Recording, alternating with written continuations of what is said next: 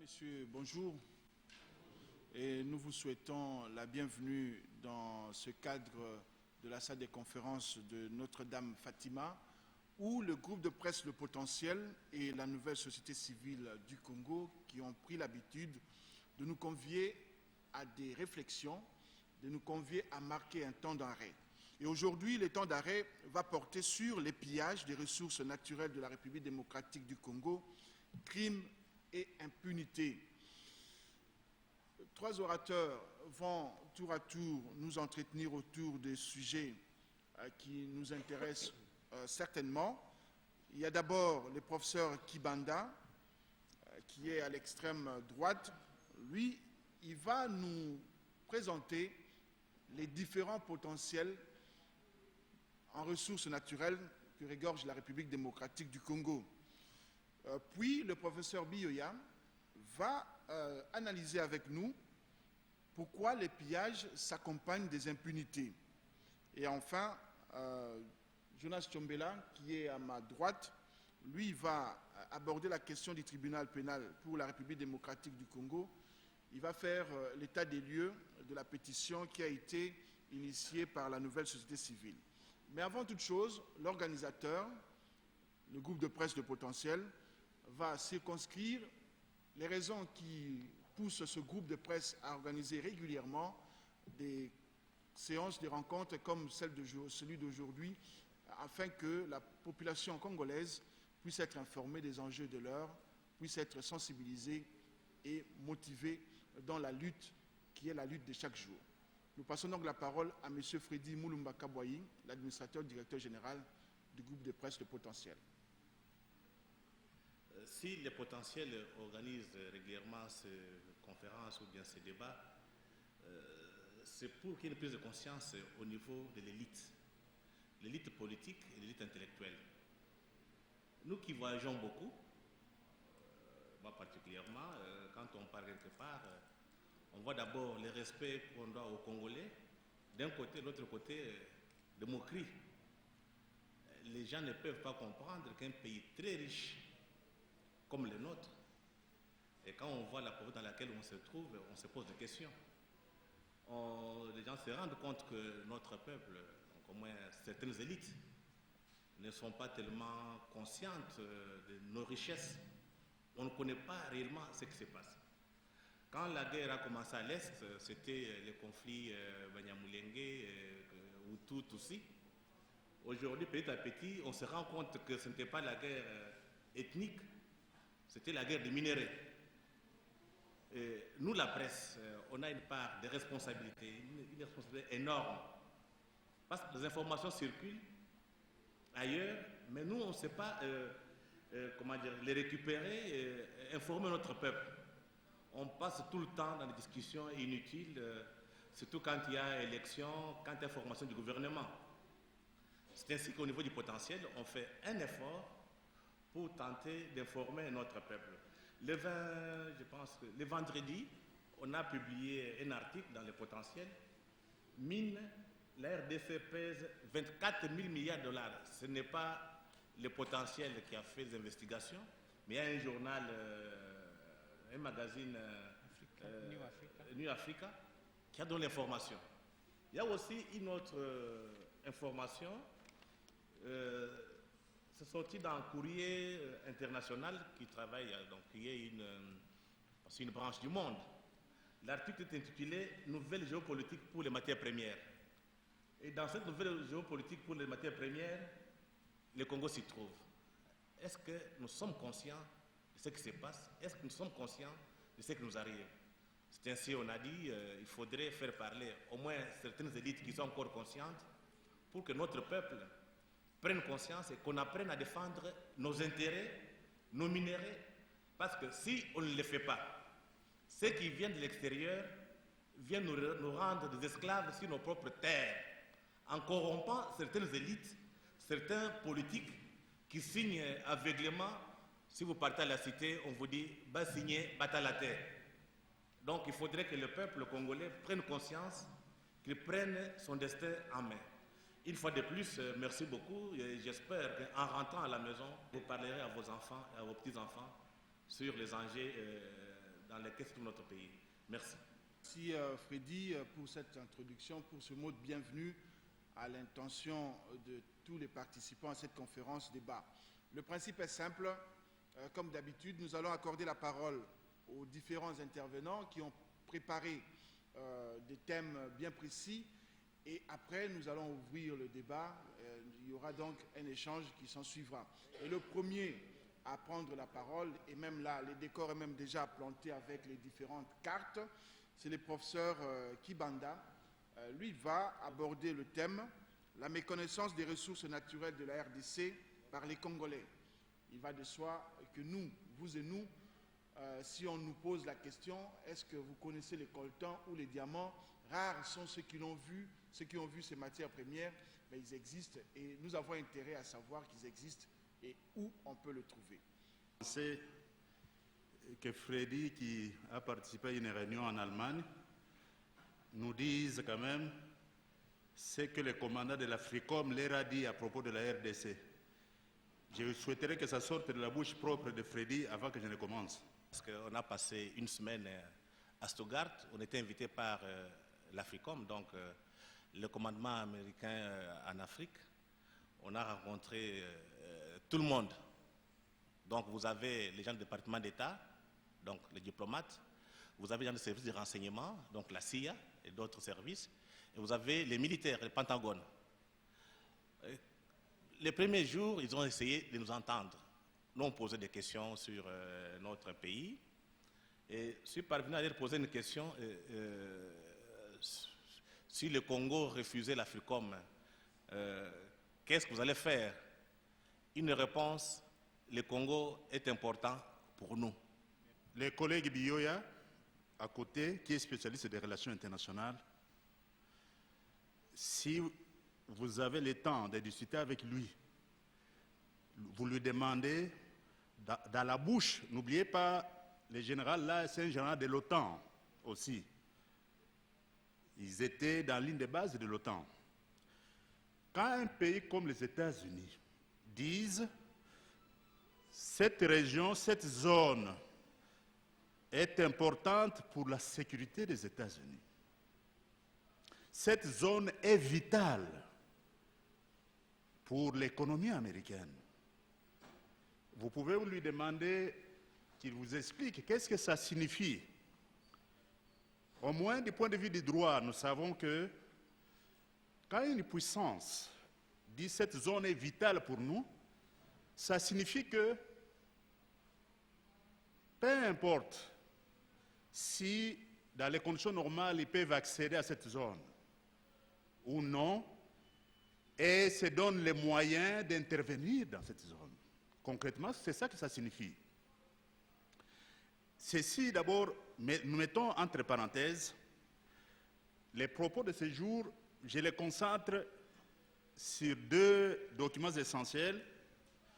J'ai amené un ouvrage que l'Union européenne vient de publier, et je crois que tout le monde sait lire, les forêts du bassin du Congo, état des forêts en 2008.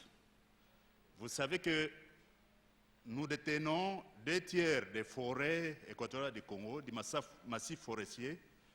Donc la moitié de la forêt équatoriale africaine. C'est un enjeu, nous verrons les enjeux. Le Jeune Afrique de 2008, je vous dirai le numéro pour ceux qui le voudront après, nous signale que la RD Congo, c'est le deuxième patrimoine écologique du monde. Je dis bien du monde. Deuxième patrimoine écologique du monde, c'est autour de ce bassin forestier du Congo. Et le bassin forestier du Congo est inséparable du bassin hydrographique du fleuve Congo. La forêt a été rendue possible par l'existence du fleuve, ses affluents et les marécages. Donc c'est un enjeu énorme, comme nous allons le voir tout à l'heure. L'autre document important quand même, je voulais vous signaler, pour ceux qui veulent approfondir la question des ressources du Congo, les documents les plus récents qui vous donnent la situation des ressources minières du Congo, et puis qui vous donnent aussi ce que ça représente sur le marché mondial. J'espère que vous saurez le voir.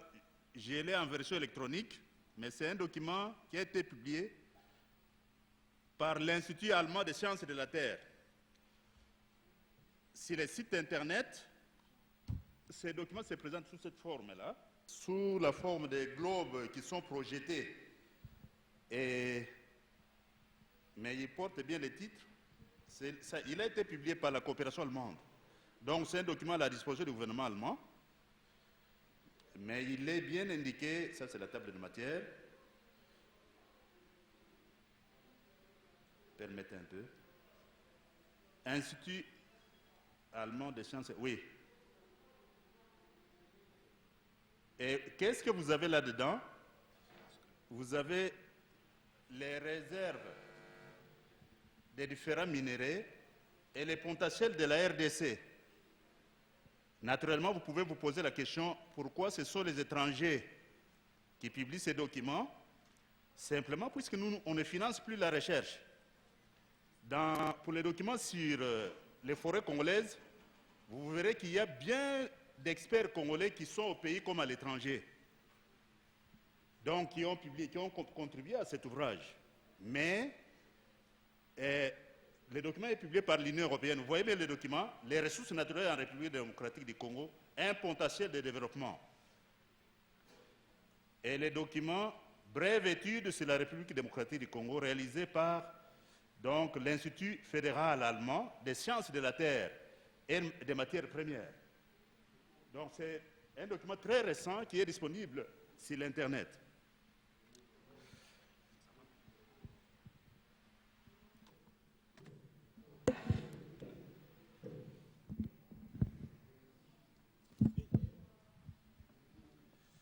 Ceci dit,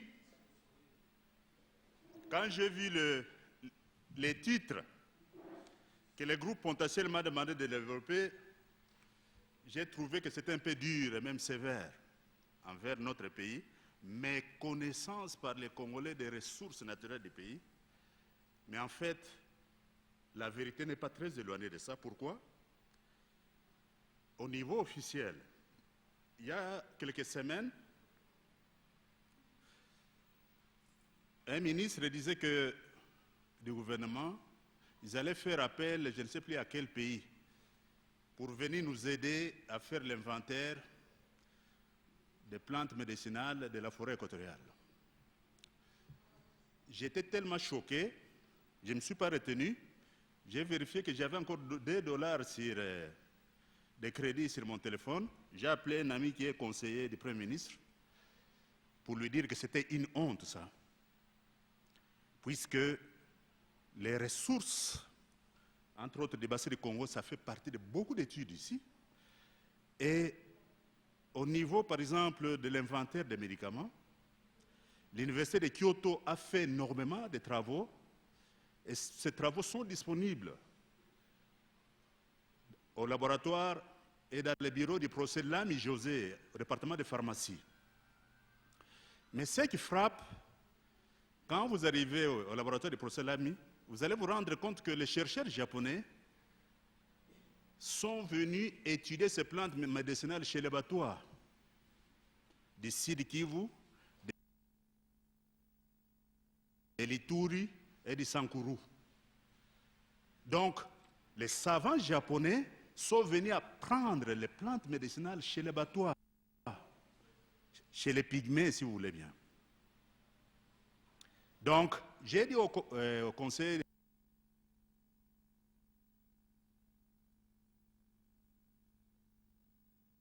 il faut signaler au gouvernement que les meilleurs experts sur les plantes médicinales des bassins du Congo, ce sont nos compatriotes les Batois. Ce ne sont pas les Suédois, ni les Belges, ni les Américains. Et avant le déclenchement de la guerre, il y avait plusieurs équipes de chercheurs européens qui étaient dans la forêt équatoriale.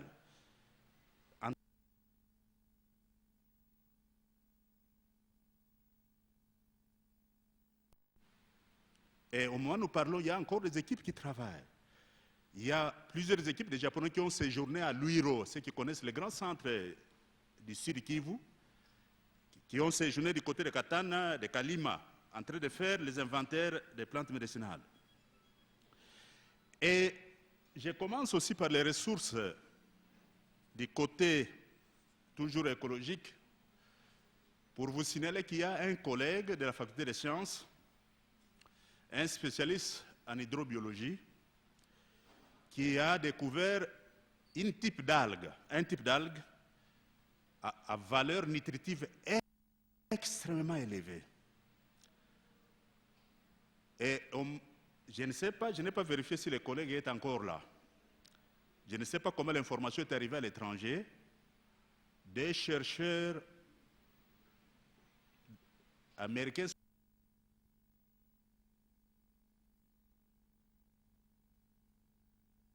ne peut pas mettre à leur disposition ses connaissances, ses actes.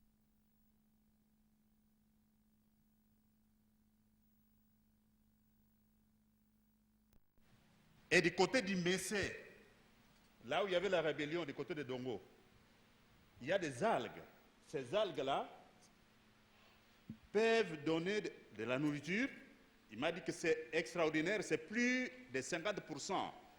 Ces algues sont constituées de valeurs nutritives avec lesquelles on peut fabriquer des biscuits pour l'armée, pour nourrir les réfugiés comme les gens du Niger qui sont affectés par la famine.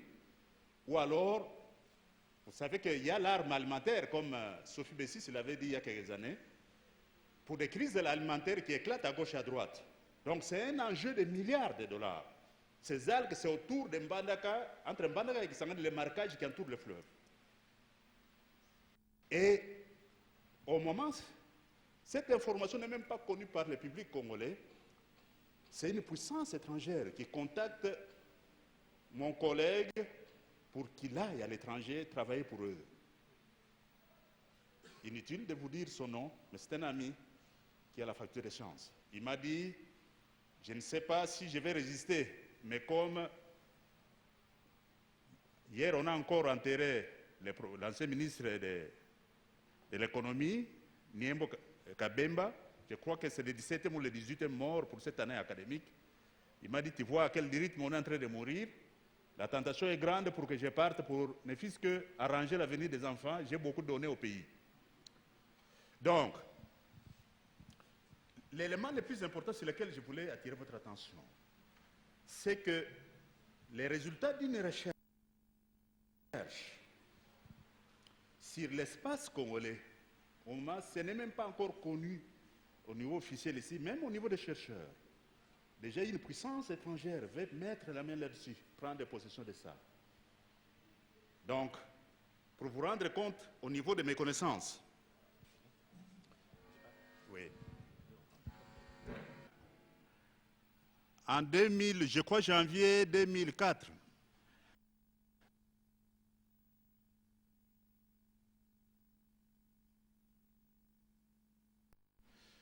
sur la conférence sur la paix dans les Grands Lacs. J'ai été invité en dernière minute, je n'avais pas la parole, et je me rends compte que pour parler des enjeux de la guerre dans les Grands Lacs, c'est une carte administrative de l'Afrique. Je ne sais pas si vous vous rappelez cette carte que les jeunes gens vendent à gauche et à droite. RDC, Rwanda, Angola, et ainsi de suite. Qu'on avait mis au fond la carte administrative de l'Afrique. Alors, j'ai demandé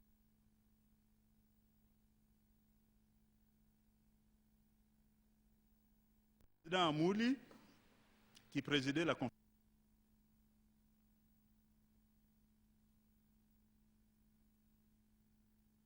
pouvais amener des cartes minières, puisque les enjeux de la guerre dans les Grands Lacs, ce n'est pas la division territoriale que les colons ont laissée. Les enjeux de la guerre, c'est comme Freddy venait de le dire, les paroles sorties du commandant de l'Africom. La RDC intéresse les États-Unis. J'ai dit aux gens, qu'est-ce qui, pour la France, peut faire que les Congos les intéressent, que l'Allemagne intéresse les Congos, que la Chine intéresse les Congos, que les Congos intéressent plutôt la Chine, et ainsi de suite. À cette occasion-là exactement, je vais déployer les cartes minières. Vous avez le complexe Colombo-Tantalite avec tous les minéraux associés, la tungstène et tout ça. Et avec leurs différentes utilités, les minéraux qui entrent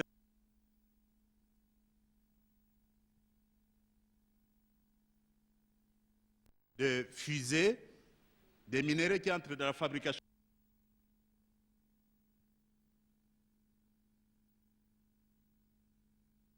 des minéraux qui entrent dans la fabrication de vos téléphones portables, des minéraux qui entrent dans la fabrication de chars de combat, des minéraux qui entrent dans la fabrication des roquettes, des lance-roquettes, comme des grenades. Alors, j'ai dit aux amis qui étaient présents, j'ai rappelé l'expression quand un responsable américain dit « cette zone est vitale pour la sécurité des États-Unis », ça signifie qu'ils sont prêts, s'ils n'ont pas accès à cette zone, dans les conditions économiques normales, à déclencher même des hostilités. J'ai rappelé encore la déclaration du département d'État, vous vous rappelez, en pleine conférence nationale souveraine, avec les troubles qu'il y avait au Chab à l'époque. Les États-Unis dépendent pour leur approvisionnement en cobalt de la province zaïroise du Chaba.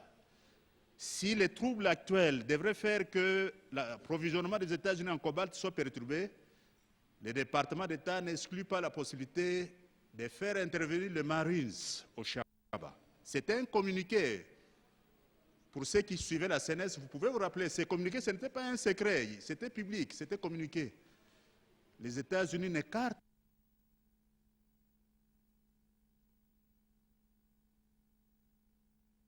Chaba à l'époque.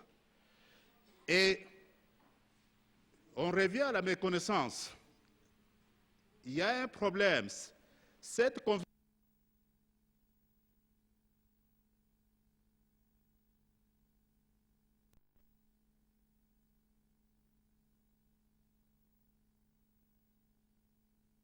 de la paix dans les Grands Lacs,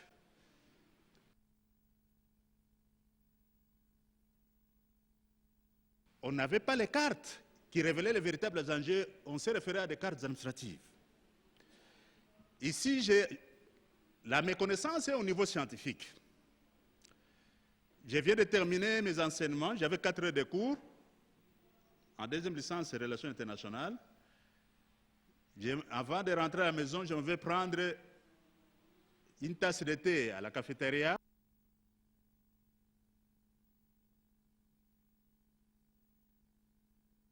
Je croise un collègue qui, lui, devrait se préparer à entrer en salle pour commencer les enseignements. Un collègue qui enseigne aussi à l'Université catholique. C'est un procès ordinaire.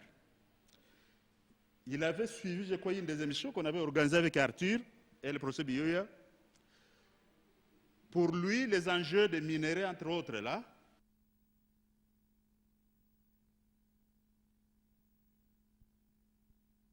la planète Mars pour les problèmes d'honneur. Donc, c'est entre autres, écoute, ils veulent contrôler la source de ces matières premières. Pour lui, il n'y avait pas d'enjeu économique de milliards de dollars. Il n'y avait pas la fabrication des satellites des militaires, la fabrication des chars de combat. Et vous savez que ces armes, on les renouvelle. Donc, j'étais tellement ahuri. Un collègue que je respecte, qui ne saisisse pas les enjeux réels des minerais du Congo. Pour lui, c'était un problème de compétition entre puissances.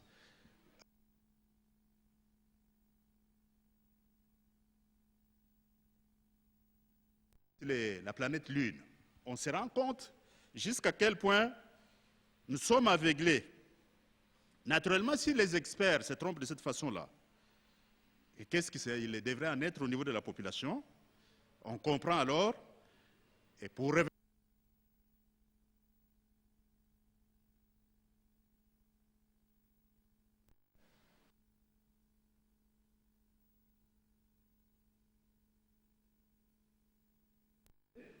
la conférence internationale qui s'était tenue dans la paix sur les Grands Lacs, on s'est réunissait à la faculté de droit. C'est le même problème auquel on est confronté. On débattait de la guerre dans les Grands Lacs avec les cartes administratives. J'ai demandé au professeur Akele, qui supervisait les travaux, qu'on débatte à partir des cartes des ressources stratégiques, puisqu'on débattait des questions stratégiques. Et effectivement, on a amené toutes les cartes, sur le pétrole et ainsi de suite. Et la nature de nos débats, ça a changé. Donc, il y a un problème fondamental sur la connaissance que nous avons de nos ressources pour comprendre l'enjeu réel. Puisqu'on ne connaît pas ces ressources, permettez un peu, entre nous et l'Ouganda, c'est des milliards de barils. Puisque, à partir du moment où on n'a pas cette carte, de ces minéraux qui vont du Katanga jusque dans la vallée de Djougou-Mahdi, naturellement, et là, vous voyez, c'est là où était l'état-major des Koundabatoires. La guerre de l'Est, la tentation est grande de croire que c'est une guerre tribale entre Hutu, Tutsi, les Nyanga, les Tutsi, et ainsi de suite, ou les Houndé. C'est ça le problème. Les problèmes qui se posent dans les tours là-bas, vous allez ramener ça à la question des Ima et l'Hindou. Vous n'allez pas arriver à la compréhension profonde des enjeux des minéraux là-bas. Or, l'enjeu, comme je vous l'ai dit,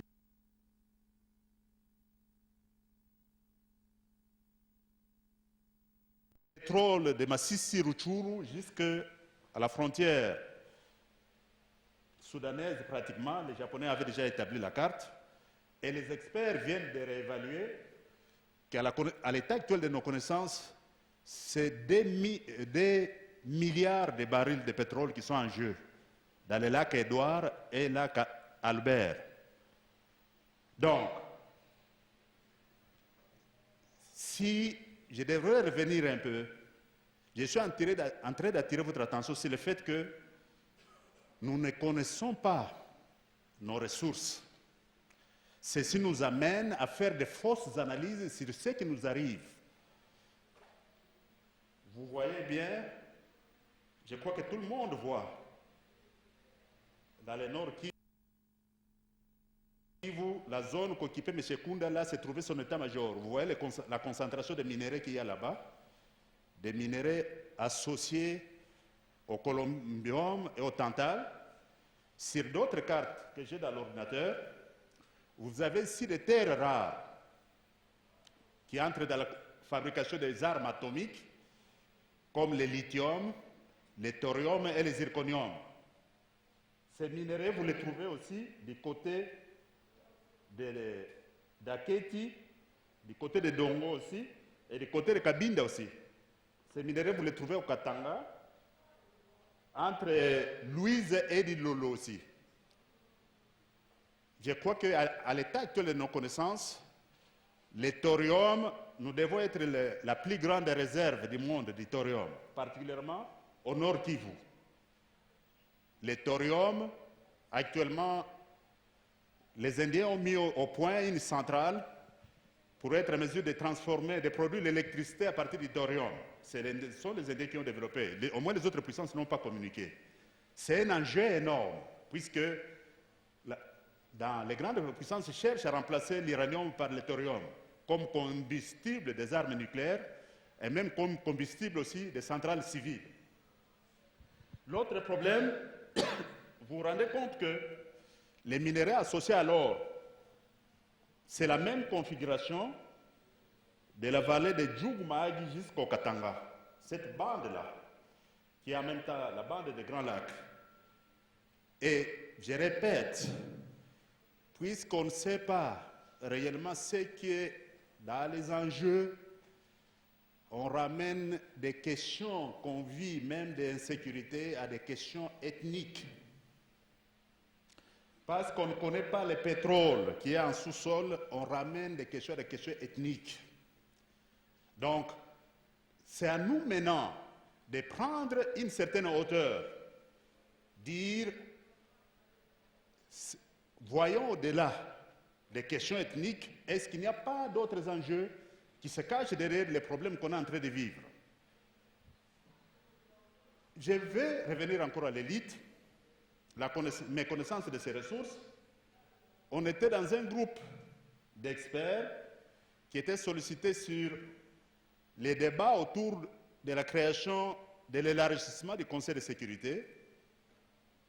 Je me suis hasardé à dire à des amis qui discutaient avec moi, en principe, ce pays qui a 20% des réserves d'eau douce dans toute l'Afrique, qui a la moitié de la forêt africaine, qui a l'essentiel des ressources minières dont dépend l'économie fondée sur l'électronique, nous avons le droit de demander une place au Conseil de sécurité, ou au moins de siéger parmi les 20 pays les plus puissants du monde. Un collègue m'a demandé, Kibanda, par hasard, tu ne viens pas fou?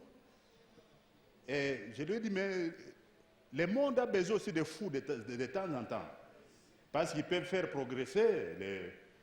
Mais 2 jours après, c'est le président Ouad qui demande que si on élargissait le Conseil de sécurité, que le Sénégal siège au Conseil de sécurité. J'ai demandé aux collègues, j'ai continué à être fou. Une semaine après, c'est le président Yahi Boni du Bénin qui estimait que si on élargit le Conseil de sécurité, le Bénin doit siéger au Conseil de sécurité. Donc, vous voyez jusqu'à quel point, à force de méconnaître ce qu'on possède, on se sous-estime. On se sous-estime. Au moment où on se sous-estime, un des commandants de l'OTAN, un général américain estime que la République démocratique du Congo est importante pour les États-Unis. Et c'est la raison pour laquelle c'est très important pour nous de savoir qu'est-ce qu'on pèse réellement. Dans les documents que je vous ai présentés des Allemands, on vous signale par exemple que, en termes d'évaluation des ressources, les réserves de cobalt du Congo s'est évalué à 40 milliards de dollars. Que le cobalt associé à l'or, c'est 90 milliards de dollars. On vous a dit que entre nous et l'Angola, le plateau continental qu'on partage, c'est 4 milliards de barils de pétrole. On ne sait pas ce que ça vaut. Mais je vous signale aussi, ça c'est le parc de Salonga. Au niveau des ressources naturelles, les chercheurs se sont intéressés à un moment donné à un arbre dont se nourrit les bonobos. C'est là où se trouvent les chimpanzés nains. Les chimpanzés dont le sang est pratiquement identique au nôtre, puisque nous avons le patrimoine génétique à 99,6%, d'après les études des généticiens américains de l'Université de Californie. Alors on s'est rendu compte que les chimpanzés nains mangent les feuilles d'un arbre. Ils mangent les écorces, ils déracinent même les racines de cet arbre pour les manger. Les Allemands prenaient des conteneurs qu'ils amenaient chez eux. À un moment donné, les services de sécurité se sont intéressés à ça. En fait, c'est quoi? Les bonobos ne développent pas les cancers. Au moment où nous parlons, cet arbre qui n'existe qu'au parc de Salonga, c'est encore comme le phénomène de l'okapi, est spécifique au Congo. Et c'est cette plante qui est le médicament contre le cancer. Au moment où nous parlons, les Allemands sont branchés là-dessus.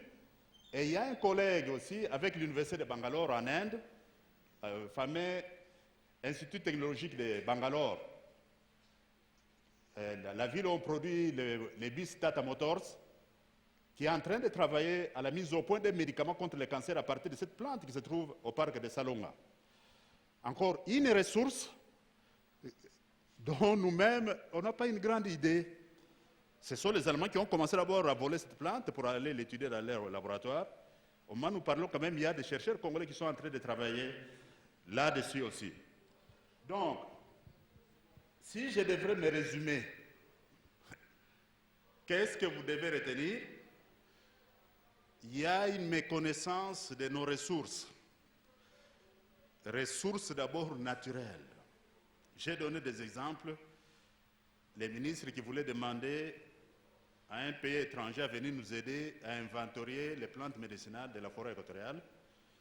Je vous ai dit que, à l'étape actuelle de nos connaissances, les chercheurs du monde entier savent que les meilleurs connaisseurs des plantes médicinales du Congo, ce sont les Batois. Donc, les chercheurs étrangers, quand ils veulent étudier les plantes médicinales du bassin du Congo, ils s'adressent à nos compatriotes pygmées. Que nous, au niveau officiel, au niveau du gouvernement, qu'on fasse appel à des équipes étrangères, ça signifie que nous ignorons réellement ce que nous possédons. Je vous ai dit que, au niveau de ressources minières et pétrolières,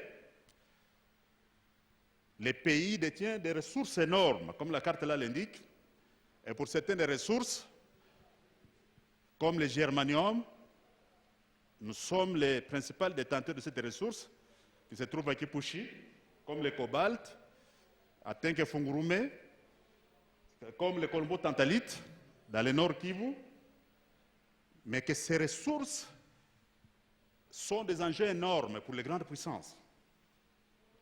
Du fait qu'à différents niveaux, on ignore ce qu'on détient, au niveau des experts, au niveau de la population, nous donnons une mauvaise interprétation des problèmes qui nous arrivent.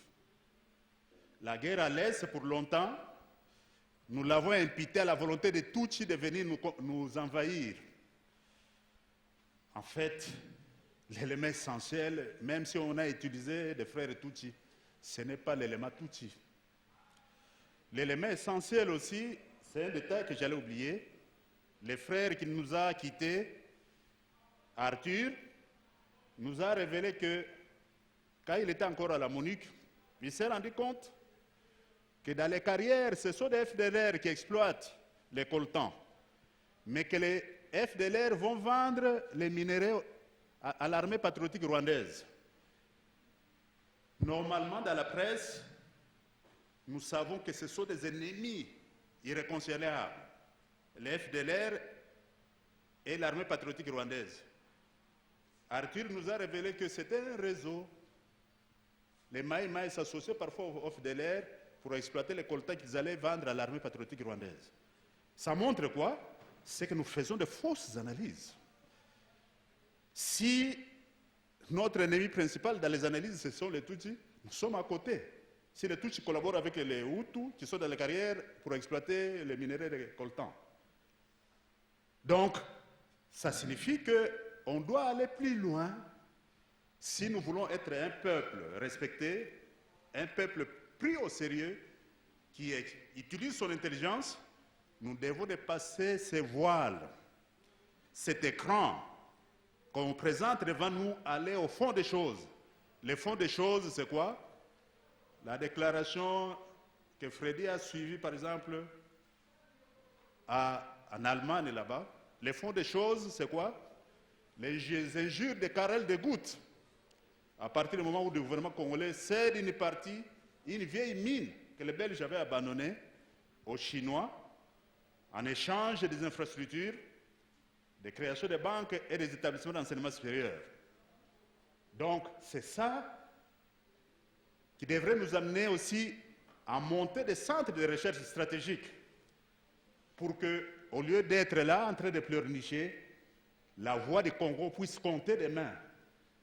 que nous ne soyons pas ces timorés-là qui ont honte, qui abandonnent le paradis qu'on leur a donné pour aller balayer les rues en Europe ou aller laver les assiettes dans les restaurants en Europe, tout ça.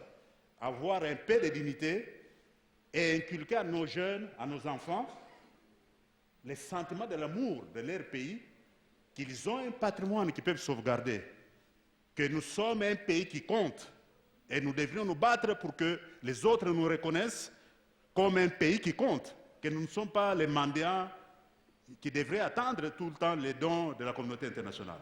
Voilà en bref ce que je peux dire, mais on peut approfondir ces éléments-là à travers les discussions.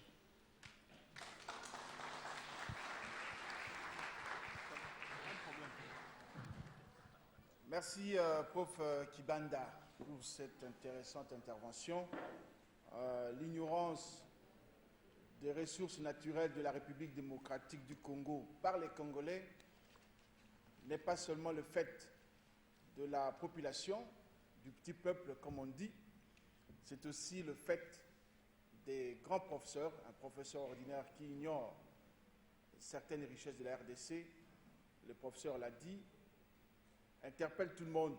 Et là, souvent, nous procédons à des analyses erronées simplement parce que nous ignorons les vrais enjeux, parce que nous ignorons ce que les sous-sols, les sols de notre pays regorgent comme ressources. Et même là, le professeur a également évoqué la richesse écologique de la RDC qui est en deuxième position sur le plan africain. Maintenant que nous avons une connaissance des ressources naturelles de la République démocratique du Congo, c'est justifie les guerres et les pillages qui s'en suivent.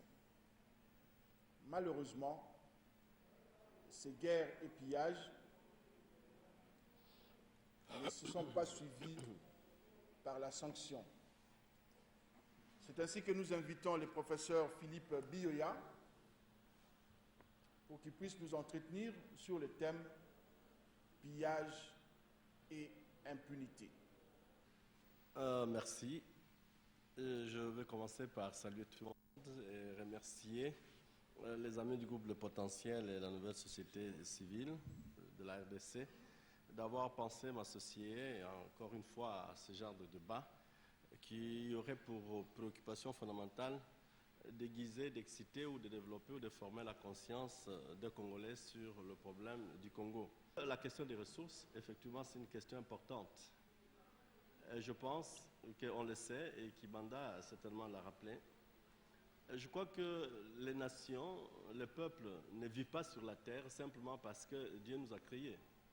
Je crois que le plaisir à vivre, le plaisir même à travailler pour ne pas mourir tôt, c'est lorsque l'on se donne des moyens de vie, lorsque l'on dispose des ressources. Il y a donc en fait un premier intérêt que je voudrais rappeler pour espérer qu'en fait ce genre de débat existe, parce qu'il me semble qu'il n'existe pas de débat national sur les ressources du pays, de façon générale.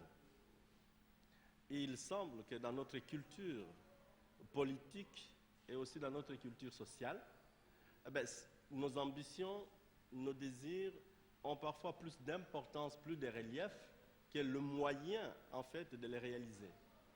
Nous travaillons plus en fait à chercher à nous afficher nos ambitions finalement, à nous clientéliser, que de développer le moyen de notre indépendance. Donc s'il y a un intérêt pour lequel je suis intervenu, je voudrais intervenir ce matin, c'est de relever, de montrer que nous sommes certainement le seul pays au monde où les gens n'ont pas compris c'est quoi l'indépendance. On ne comprend pas que l'indépendance, ce n'est pas le fait d'avoir une date que l'on célèbre, que l'on chante et pour laquelle on réalise des défilés et pour lesquels on se bat si les anciens colonisateurs peuvent venir ou pas.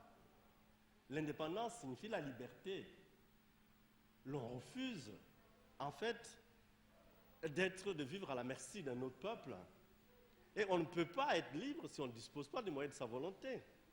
C'est qu'en fait, pour une nation, un peuple qui se veut libre, qui se veut indépendant et qui se veut souverain, la préoccupation fondamentale de son existence, c'est de disposer des moyens propres de la vie. Donc, c'est d'avoir prise sur ses ressources, de développer une jalousie en matière, en fait, du contrôle de ce que Dieu lui a donné comme ressources. Et si il se fait que ce peuple se trouve, en fait, c'est une portion de terre dépourvue de ressources, eh bien, ce peuple met en jeu ses ressources humaines, son intelligence, pour chercher partout dans la planète de voies et moyens d'accéder à des ressources. L'on ne peut donc pas continuer à dire 50 ans après nous sommes un peuple, si réellement, comme on dit, on ne sait même pas sur quoi on est assis. Il n'y a donc pas de fierté à fêter des anniversaires. Il n'y a même pas de fierté à aller aux Nations Unies prononcer des discours. Il n'y a même pas d'orgueil à vouloir regarder d'autres pays les traiter des petits, quand finalement on manque en fait cette petite intelligence que Dieu a pourvue ou même aux insectes, parce que je ne pense pas que les moustiques veuillent vivre avec nous simplement parce que nous sommes là. Les moustiques nous côtoient parce qu'ils trouvent en fait de la sève en nous. Ils ont notre sang qu'ils veulent en fait prendre tous les jours.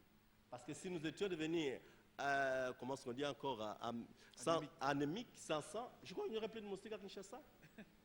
Alors comment nous pouvons dire que nous sommes un pays important et faire même l'inventaire de toutes ces richesses sur lesquelles nous n'avons pas de prise, sur lesquelles nous n'avons pas de contrôle et sur lesquelles nous ne voudrons pas avoir de contrôle? Je veux donc ce matin que cet exercice en fait nous aide un peu à nous réveiller. Parce que ça étonne le monde entier. Ça étonne le monde entier. Le monde voudrait savoir en quoi consiste la conscience humaine du Congolais. En quoi le Congolais est-il réellement un humain, comme tous les autres humains dans le monde? Parce que tous les humains, ils sont d'abord des prédateurs. Et c'est des gens qui cherchent à manger d'abord. Première chose.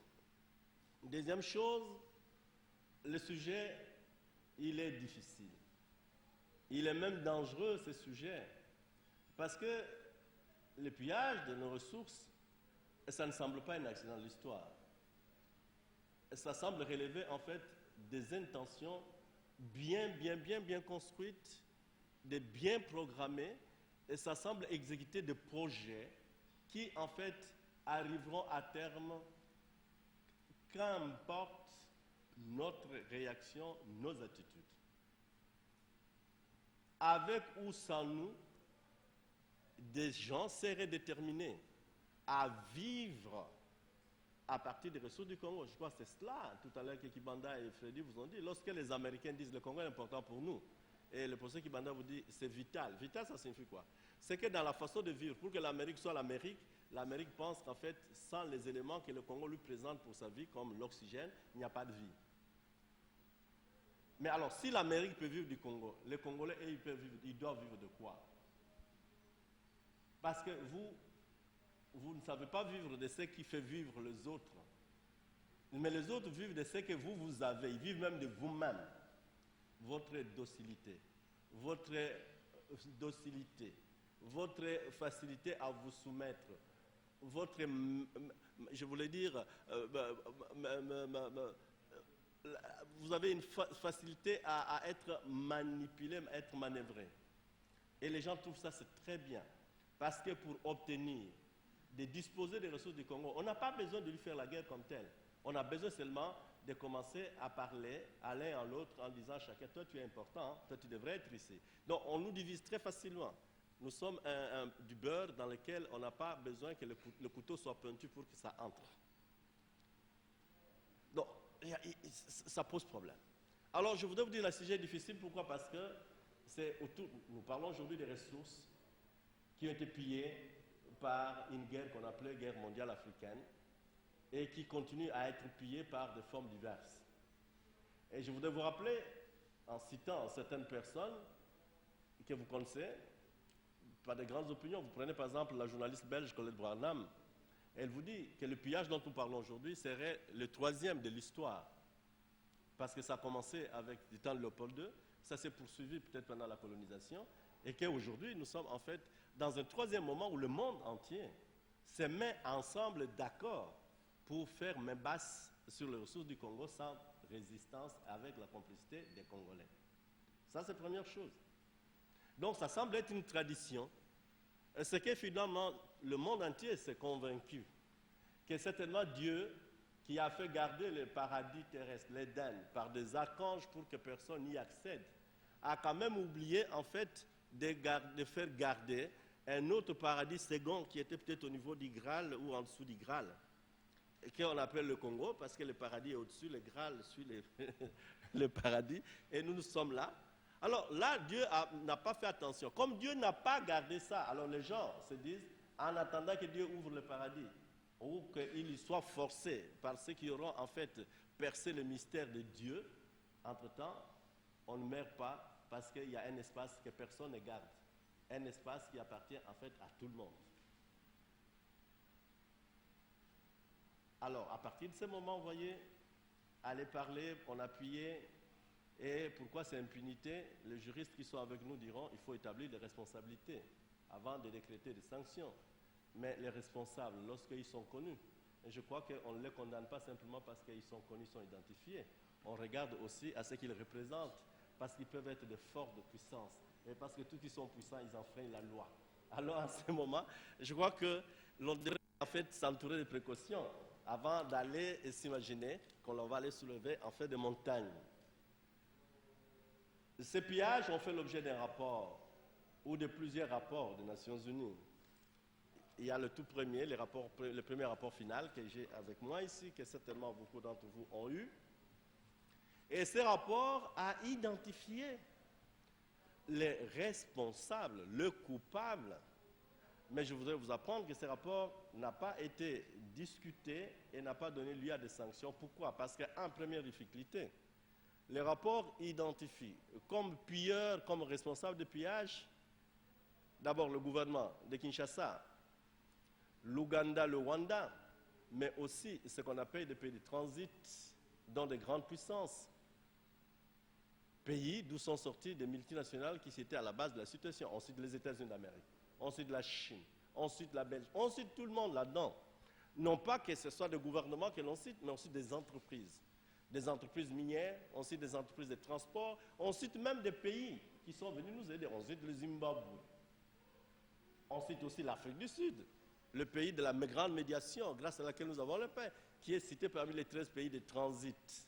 Donc, en fait, pour aimer les Congolais, pour chercher la paix des Congolais, ceux qui font la guerre, ceux qui agressent les Congolais et ceux qui aident les Congolais, et tous, en fait, ils ont une même conscience face aux minéraux, que le Congo est riche à des minéraux pour les enrichir, peu importe que les Congolais meurent ou qu'ils ne meurent pas. Alors quand ils se retrouvent sur le territoire congolais, et tous d'abord, c'est d'en profiter au maximum. Le rapport nous dit que puisque c'était la guerre qui intéressait les Nations Unies au sujet de pillage, puisque le pillage des ressources avait installé une économie de guerre qui finançait la guerre, il fallait alors mettre fin au conflit. Mais le rapport nous a appris déjà que tous ceux qui avaient goûté au miel congolais ont trouvé en fait une manne qu'ils ne pouvaient jamais, plus jamais en fait laisser. Mais alors, ils ont pris des dispositions pour que la fin de la guerre ne corresponde pas avec la fin du pillage. Et la meilleure des façons, c'est que en fait, si vous lisez le rapport, ce n'est pas moi, Biyoya qui l'affirme, le rapport est là, tout le monde peut en disposer. Ceux qui ont mené la guerre, qui ont créé des rébellions armées, ils ont contrôlé les armées des rébellions et ils ont obtenu que dans notre paix partagée par le pouvoir, que leurs armées, leurs éléments militaires entrent dans notre armée et qu'il y reste et y demeure pour continuer en fait la besogne de l'accès facile et de l'exploitation, comme d'aucuns appellent, illégale des ressources. Et ces dispositions, d'après ce qu'on dit, n'ont pas changé. Ceux qui n'avaient pas de soldats, qui ne pouvaient pas les laisser dans l'armée congolaise, parce que l'armée a été tantôt mixtée, tantôt, je ne sais pas comment, brassée et toutes sortes. Alors on a mis tout là-dedans. Ceux qui n'avaient pas de soldats et ont construit des entreprises, ont construit des banques. soit au Congo, ou soit par exemple dans, comme on appelle, des paradis fiscaux. Il y a par exemple une entreprise qu'on attribue au Zimbabwe qui a été créée en fait à l'île Maurice, l'entreprise appelée en fait Congo-Zimbabwe, qui devait continuer en fait la besogne. Il y a eu comme ça, donc tout le monde s'est positionné par rapport en fait au commerce et à l'économie de guerre qui devrait en fait alimenter ce qui était la raison. On a fait la guerre parce qu'on voulait profiter de l'économie congolaise, même si cette guerre on ne l'a pas gagnée, mais on l'a peut-être perdue diplomatiquement, mais pas économiquement. Nous-mêmes, amoureux de la paix et du pouvoir, eh bien, tout ce que nous avions voulu et nous avions trouvé comme génie pour faire, c'est d'accepter que nous n'étions pas capables, en fait, d'être le maître chez nous, mais que nous n'avions pas non plus la force et nous n'avions pas honte d'accepter que nous n'avions pas la force de chasser de chez nous ceux qui voulaient venir de chez nous de force.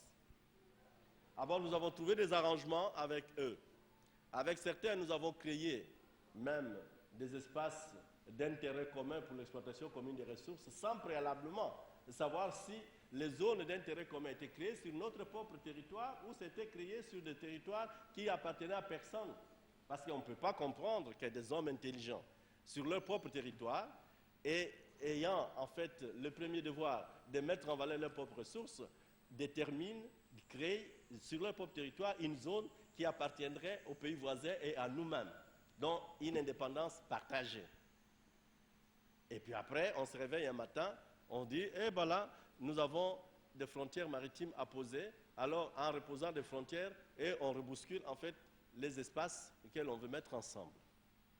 Je pense donc que lorsque l'on sait ces dispositifs mis en place par des belligérants pour que la fin de la guerre ne corresponde pas à la fin du pillage, lorsque nous venons en fait pour parler de pillage économique, nous ne devrons pas d'abord penser que c'est des pillages au passé, parce que c'est des pillages au présent. Et je vais insister sur le pillage au présent parce que quand on parle de pillage des ressources, il n'y a pas que des pillages en temps de guerre. Nous sommes un pays où en fait la politique économique consacre le pillage. Nous sommes le seul pays de tous les pays indépendants d'Afrique depuis 60 où l'on trouve des étrangers sans droit, sans titre, dans des territoires, des espaces miniers et qui exploitent.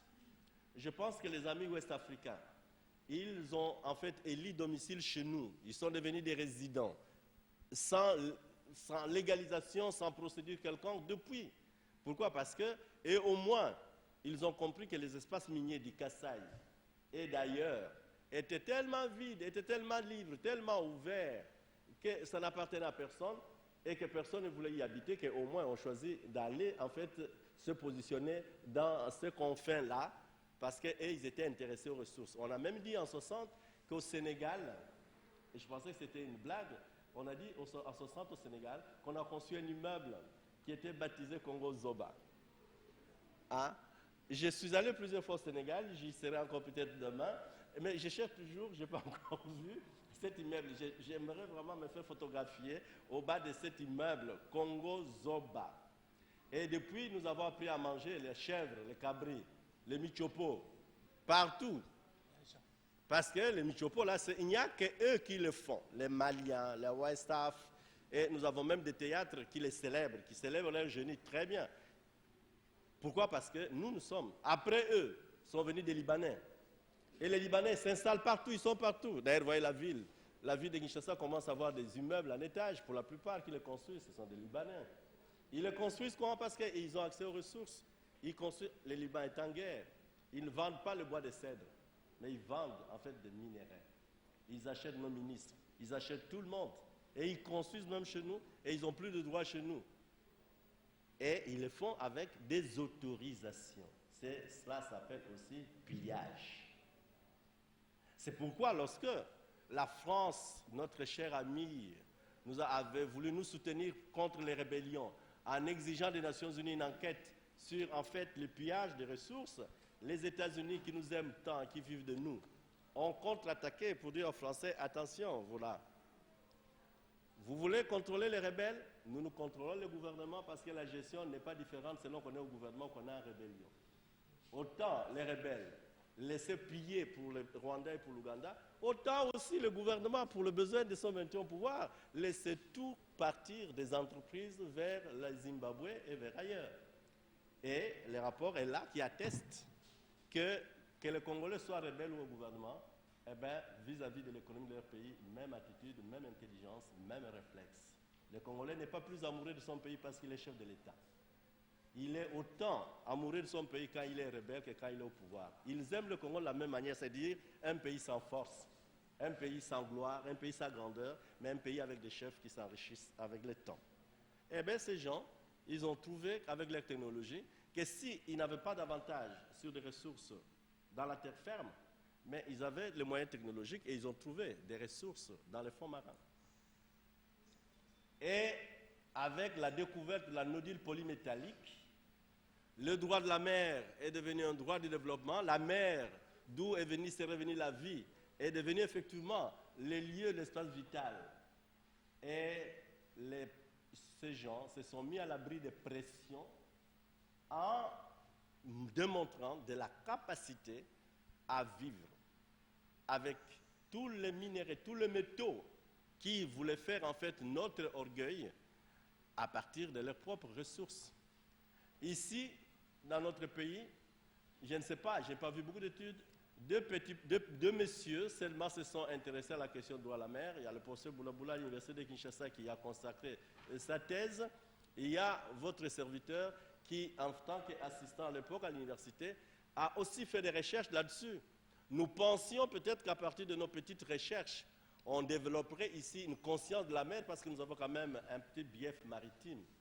Mais je m'aperçois que 20 ans, bientôt 30 ans après, nous n'avons pas réussi en fait à éveiller une petite conscience maritime et que depuis 1982, date de la signature de la Convention sur le niveau de la mer, il n'y a que 6 mois ou 7 que le Congo vient en fait d'essayer de déterminer sa frontière maritime. Alors que je vous dis qu'il y aurait concentration de toutes les ressources dans le fond marin. Mais nous n'avons pas cette conscience maritime. Et de deux, ces gens-là ont mis en place une diplomatie économique. Ils ont créé le groupe de G8, qui aujourd'hui, c'est au début G5, d'où est sortie la mondialisation. Et ils nous ont renvoyés à traiter avec des banques et ils nous ont en fait développé une maladie qu'on appelle l'endettement et la dette extérieure. Et nous en sommes là. Donc je dis toutes ces choses pourquoi? Je les dis parce que je voudrais que nous commencions par où il faut commencer dans ce genre de choses. On nous a pillés, on a identifié les pilleurs. Et ce qui est important, qui m'amène à la précaution, c'est que les principaux pilleurs, les facilitateurs, c'est ce qu'on appelle les réseaux d'élite. Et ces réseaux d'élite étaient constitués essentiellement des Congolais. Des gens dans l'entourage du président, les gens dans les directions des entreprises minières, des gens dans l'armée et tout ça. C'est ce qu'on appelle les réseaux d'élite. L'on avait même demandé qu'en fait, qu'on prenne des sanctions contre ces réseaux d'élite, et je crois que personne n'a été en fait sanctionné jusqu'à aujourd'hui. Alors moi je dis que s'il est facile effectivement de montrer et qu'on pille notre économie et qu'on continue à le piller, je crois que le premier effort que nous devons faire, c'est que naisse à partir de ces échanges un devoir pour nous d'étendre notre souveraineté sur l'ensemble de notre territoire et de démontrer que les ressources qui sont dans le sol, c'est nos ressources. Parce qu'alors, nous serions en mesure de gérer les convoitises étrangères. Parce qu'ici, chez nous, nous nous déterminons par rapport aux convoitises étrangères. Nous nous déterminons par rapport aux références à l'histoire. Le fait que ce soit Léopold II qui a obtenu que l'on créa à l'époque l'État indépendant du Congo, il y en a parmi nous qui estiment qu'on lui doit la reconnaissance et on ne peut absolument pas. J'ai déjà entendu ça même des politiciens, des gens qui disent non, c'est le pays d'autrui. C'est le pays des Banokos. Et vous savez que nous sommes même les seuls peuples colonisés du monde entier, juste dans les Caraïbes. Là. Même en Haïti, les Haïtiens ne disent pas les Français, les Banokos. Pourquoi? Mais parce qu'au moins les Noirs d'Haïti, avec Toussaint Louverture, ils ont quand même montré de la bravoure. Est-ce que vous savez que Toussaint Louverture a battu les armées françaises et les armées américaines? et qu'on n'en parle pas dans la manuel d'histoire. Pourquoi? Parce que c'était une honte pour les Blancs. Les Blancs, les armées blanches ont été battues à plate couture par un stratège noir. Il les a mis en déroute complètement. Mais ils ont pris leur revanche. Parce qu'on leur a montré que nous étions supérieurs et que la civilisation est née peut-être en Égypte et que l'Égypte pharaonique était nègre. Ils ont développé des systèmes pour que Haïti soit en fait le dernier du monde et que nous, là, d'après les hypothèses qui se font, la RDC est sur la voie de Haïti, un pays qui restera comme ça éternellement, sans développement, sans rien du tout. Mais les Haïtiens au moins avaient combattu. Mais nous serons devenus les Haïtiens par faute de combativité, par faute d'intelligence, par faute en fait de réflexes de vie. Alors, comme nous avons les réseaux d'élite chez nous, et que ces réseaux d'élite est au pouvoir, si aujourd'hui nous décrétons des sanctions, certainement, écoutez, regardons au rapport de force. Il ne faut pas que la liberté qui nous est concédée devienne pour nous un piège. Parce qu'en fait, ici, les spécialistes qui traitent des problèmes du Congo pensent que pour que le Congo s'en sorte, il faut que le Congo fasse des droits de l'homme, en fait, la condition de son avenir de paix. Or, vous me demandez de parler de l'impunité au moment où les Nations Unies viennent de publier un inventaire des graves violations des droits de l'homme à la faveur du gouvernement congolais dont on ne sait pas s'il saura utiliser cet inventaire pour combattre l'impunité au Congo et dans la région de Grand Lac et de l'Afrique centrale. Alors, cela m'amène à nous dire comment est-ce que je voudrais que nous abordions cette question. Je voudrais que nous mettions de l'intelligence, que nous sachions que la première chose que nous devons faire maintenant, c'est de sauver d'abord le Congo, de savoir que le Congo est malade, même au moment où nous parlons, et qu'un pays ne se guérit pas en fait des blessures de guerre qui ont duré des années par l'organisation des élections qui avaient en plus alimenté des controverses qui se sont terminées avec des coups de canon dans la ville et dont on ne sait pas exactement comment ça a été en vérité. C'est que nous sommes encore malades, nous sommes faibles, nous sommes fragiles. Notre premier devoir de conscience, c'est que nous sachions que le pays ne se porte pas bien et que nous avons le devoir de travailler à ne pas en fait aggraver en fait sa faiblesse, à ne pas aggraver ses fragilités. Nous restons une nation divisée. Divisée. Henry Kissinger disait de l'Amérique que les divisions, il y en a partout.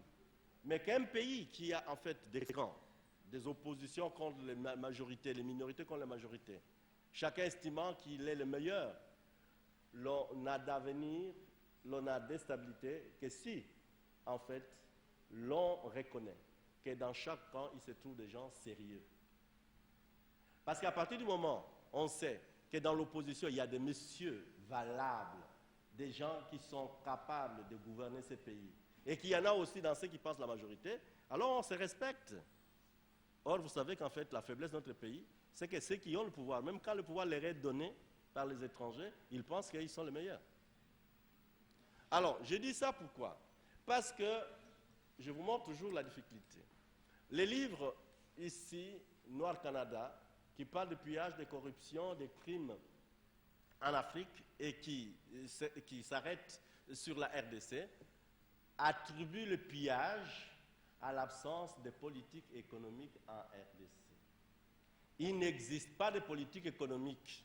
Oh, que le gouvernement me pardonne. Ce n'est pas moi qui dis, hein, parce que je sais que le gouvernement est dirigé d'ailleurs par un économiste, et que le ministre des Finances est un brillant économiste, et que les économistes, ils sont partout. Et qu'il y a même eu des premiers, avant Muzito, il y a Imabi Mulumba, que j'admire beaucoup, mon professeur économiste, mais on nous dit que le mal du Congo, depuis, il n'y a pas de politique économique. Il n'y a pas de politique économique. Je pense qu'une politique économique, ce n'est pas avant tout de faire de la comptabilité des aides. Mais je crois que l'économie n'est économie, il y a des politiques économiques lorsqu'on a des ambitions, parce que l'économie produit des richesses qu'on doit utiliser, l'argent qu'on dépense. Parce que si on fait de l'économie seulement pour manger, eh bien, on n'est pas différent en fait des animaux. On n'est pas différent des bolobos qui mangent, qui déracinent des arbres pour ne pas attraper le cancer, et ils ne l'attrapent pas heureusement pour eux. Effectivement, parce qu'en fait, ils ne vivent pas aussi comme nous, ils n'ont pas en fait de compétition avec d'autres, hein, et ils vivent dans la forêt, et quand ils mangent dans la forêt, ils attendent. Mais nous, nous sommes en relation avec des autres nations. C'est que l'économie, avant tout, ça nous aide à quoi? Ça nous aide à construire notre humanité. Donc, on ne peut pas avoir une politique économique qui ne soit pas, en fait, la conséquence d'une grande vision politique, d'une ambition, d'un projet. Si l'on ne veut pas transformer l'homme congolais, l'on ne veut pas améliorer sa condition, l'on ne veut pas le comparer à d'autres, l'on ne veut pas lui donner un statut qui rivalise avec les statuts d'autres peuples, mais on aurait une économie, pourquoi? On aurait une économie comme la nôtre, où tout le monde danse, parce qu'on a supprimé par des exercices comptables une dette de milliards que l'on ne fait pas valoir autrement. Et nous sommes contents. Parce qu'on supprime des milliards, nous sommes toujours endettés. Nous aurions même pu être intelligents sans être économistes, de dire, au lieu de supprimer, d'annuler les chiffres, mais prenez ça, parce que nous ne voulons pas qu'on annule les dettes, et le vrai peuple, il paye leurs dettes. Prenez cet argent, puisque c'est de l'argent que vous avez donné, convertissez ça par exemple en industrie, en entreprise, venez investir, on vous donnera des droits que nous vous donnerons, parce que c'est votre argent, pourvu que nous, après, parce que c'est quand même une dette, on l'a déjà contractée. Non, on se contente d'annuler sans savoir demain comment en fait on va en fait se passer de l'annulation.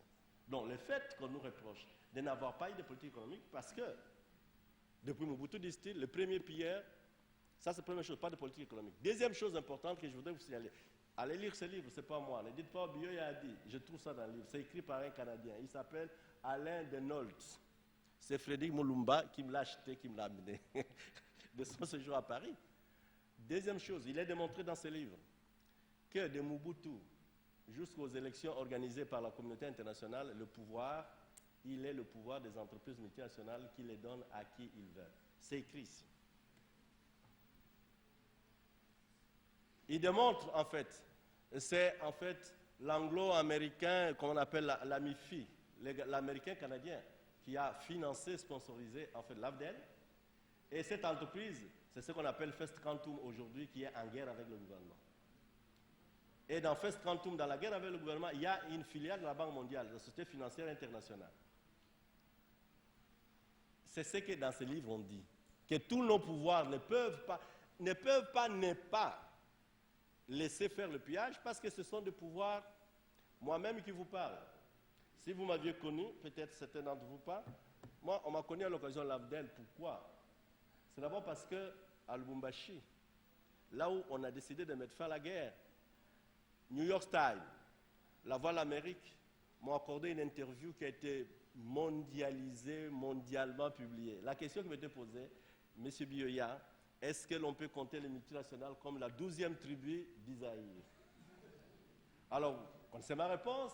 J'ai dit évidemment, pour des raisons certainement qui sont les miennes, et c'était vrai. Parce que leur dire non, eh bien, ça serait en fait leur faire peur et la guerre pouvait encore continuer.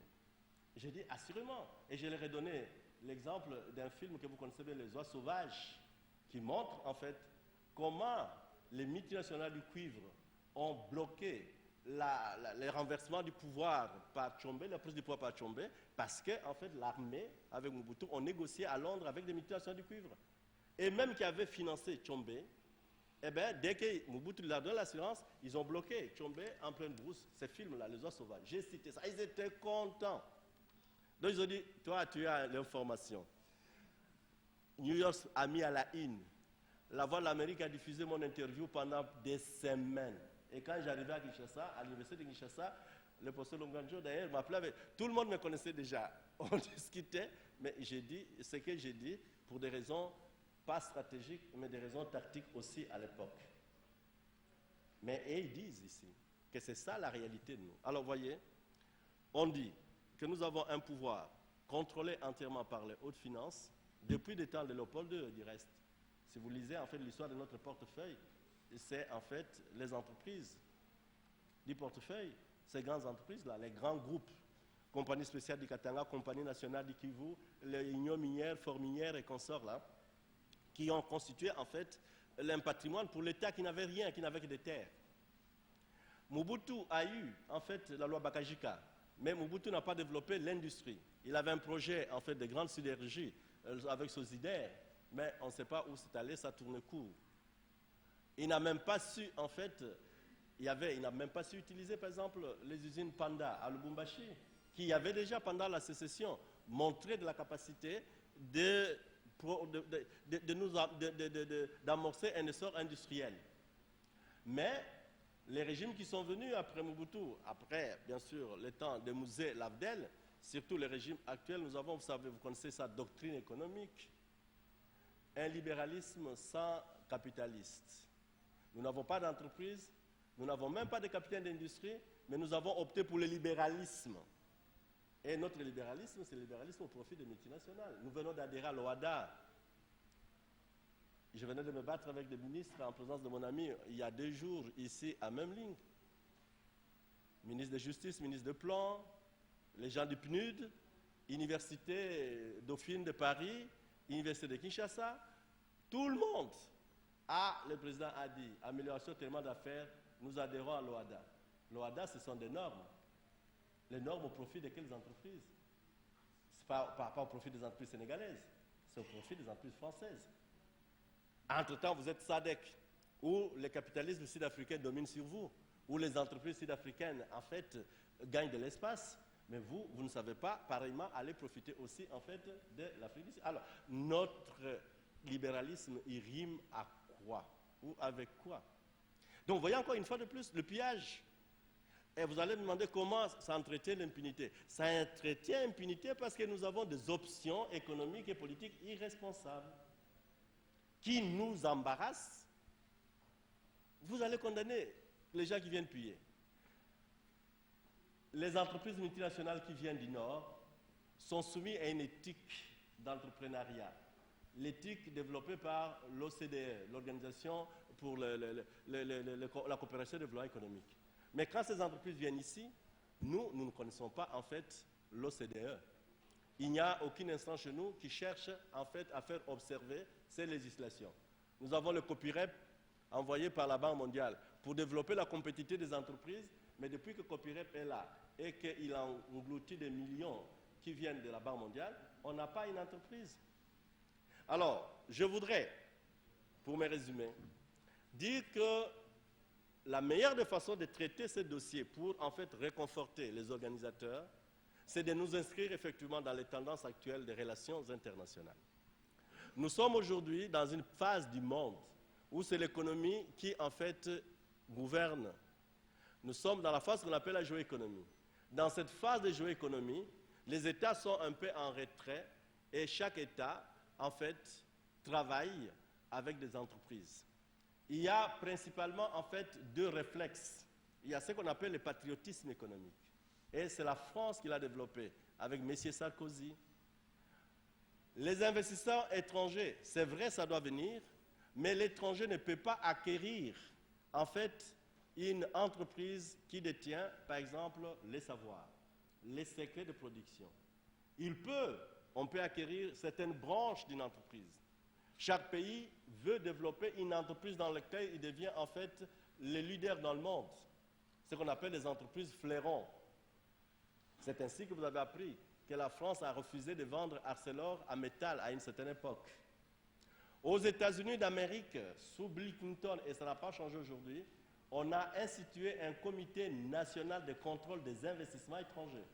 Les investissements n'entrent pas sur le territoire américain comme ça entre ici, où on va les chercher parce que M. de Lanapi doit faire la photo avec n'importe qui va acheter même un avion qui a cessé de rouler il y a 20 ans. On l'amène ici, il est à côté. J'ai amené des investissements. Et on cherche le travail, on ne voit pas.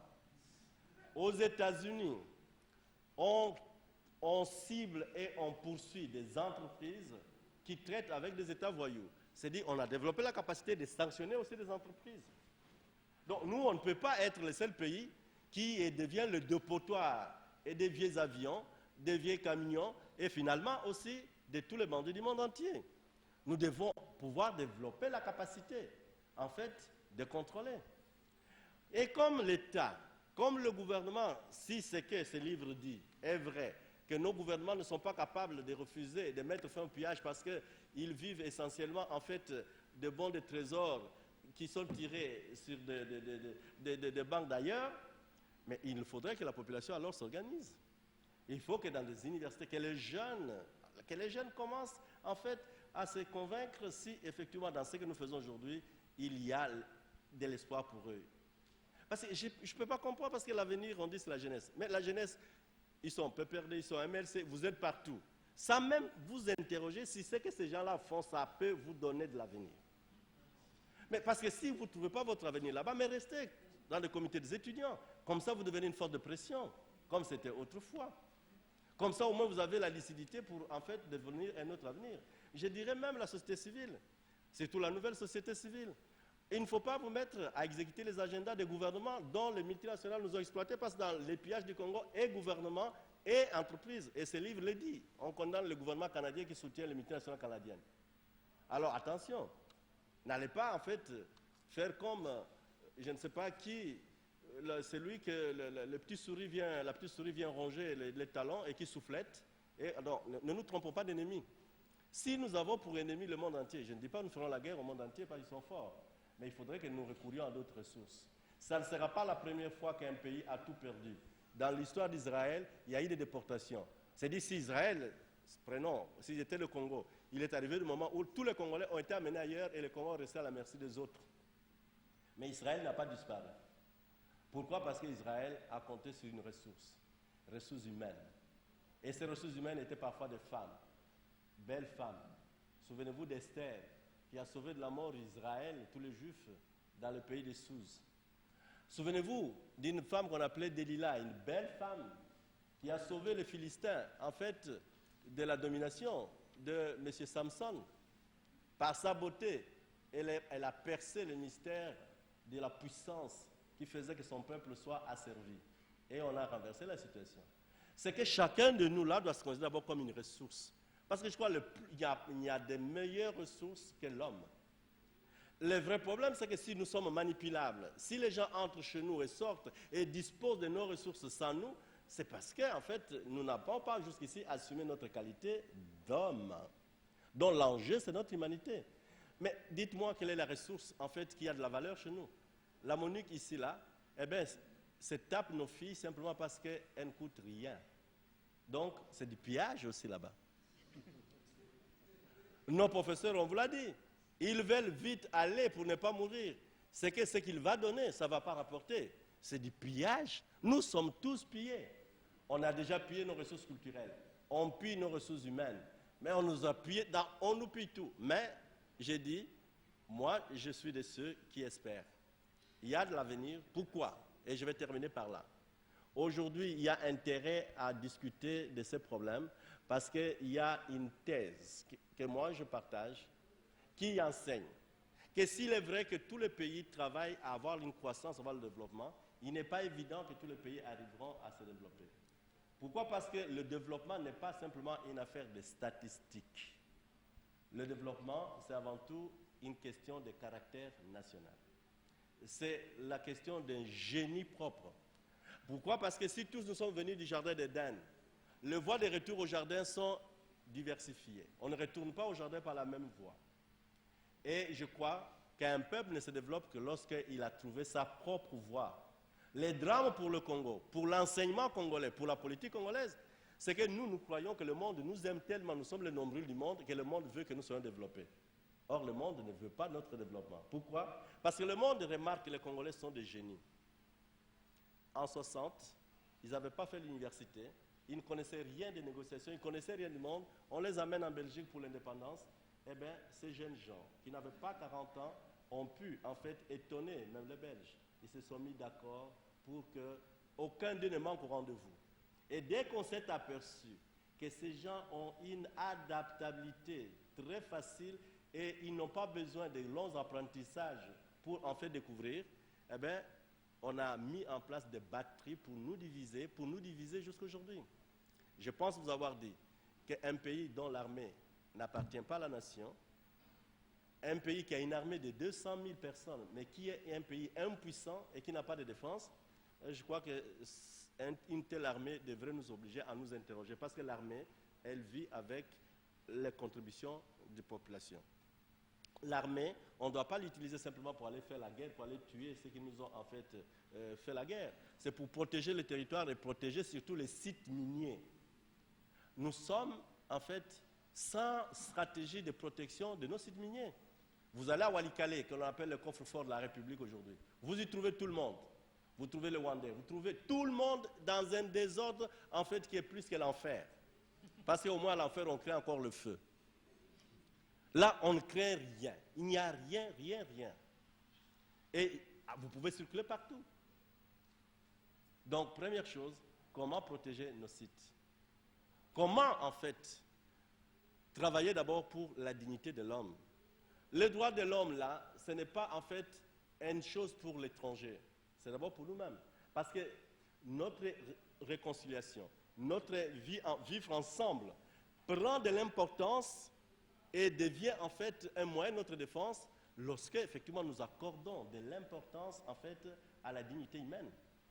Parce que si chacun de nous travaille à ce que l'autre ne soit pas indisposé, eh bien on va plus loin. Le Japon a fait de ça un objet en fait de civisme. On apprend aux Japonais comment adresser la parole à un autre Japonais pour ne pas le contrarier. Ils apprennent. Donc on interdit aux Japonais, quels que soient les ressentiments, d'indisposer, de contrarier notre Japonais parce qu'ils doivent vivre dans la convivialité. Et c'est cela qu'on construit une société. La société, on ne l'hérite pas. La société, on la construit. La société, c'est la manière de vivre ensemble, c'est la manière de produire ensemble. J'ai déjà dit qu'il n'y aurait pas de politique économique si on n'a pas en fait un projet. L'économie est toujours un instrument au service d'une ambition. Mais l'économie ne peut pas prendre le dessus. Or, aujourd'hui, chez nous, l'économie, c'est la finalité. Nous voulons avoir, en fait, des finances assainies. Mais les finances assainies sans, en fait, sans richesse, sans ressources. Comment vous allez assainir les finances seulement avec la comptabilité?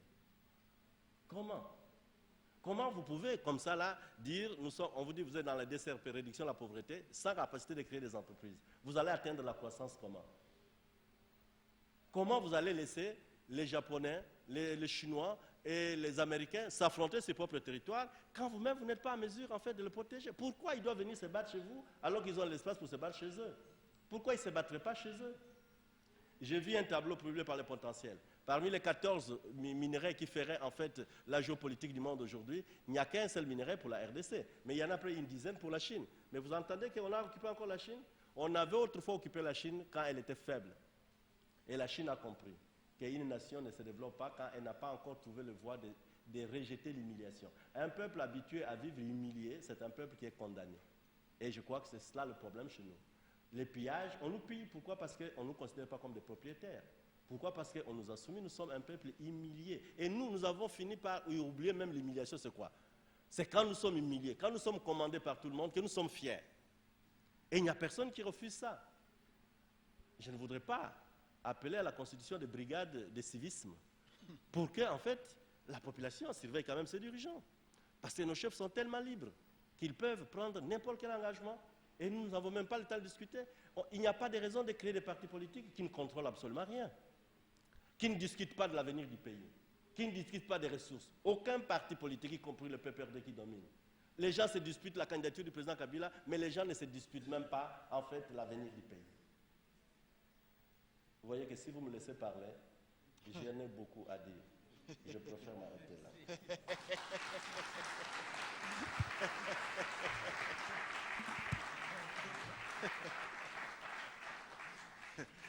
Décidément, le professeur Philippe Bioya avait des choses à dire lorsqu'on est dans un pays qui risque de subir le sort de Haïti. Il y a de bonnes raisons de s'inquiéter. Le pillage en RDC est autorisé, d'autant plus que le réseau d'élite en constitue donc le facilitateur. Et ces facilitateurs se recrutent bien évidemment parmi les élites qui sont dans le cercle des décisions. Et là, nous allons passer maintenant à notre troisième intervention qui va être donné par Jonas Tchombela, président de la nouvelle société civile du Congo. Lui, il va faire l'état des lieux du tribunal pénal international pour la République démocratique du Congo. Il y a une pétition qui était en cours.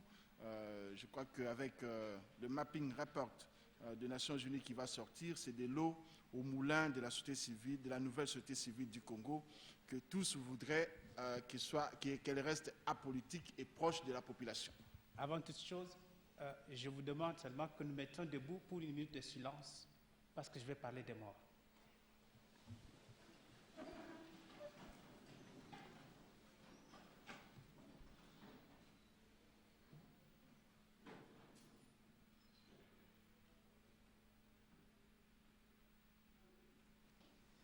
Merci.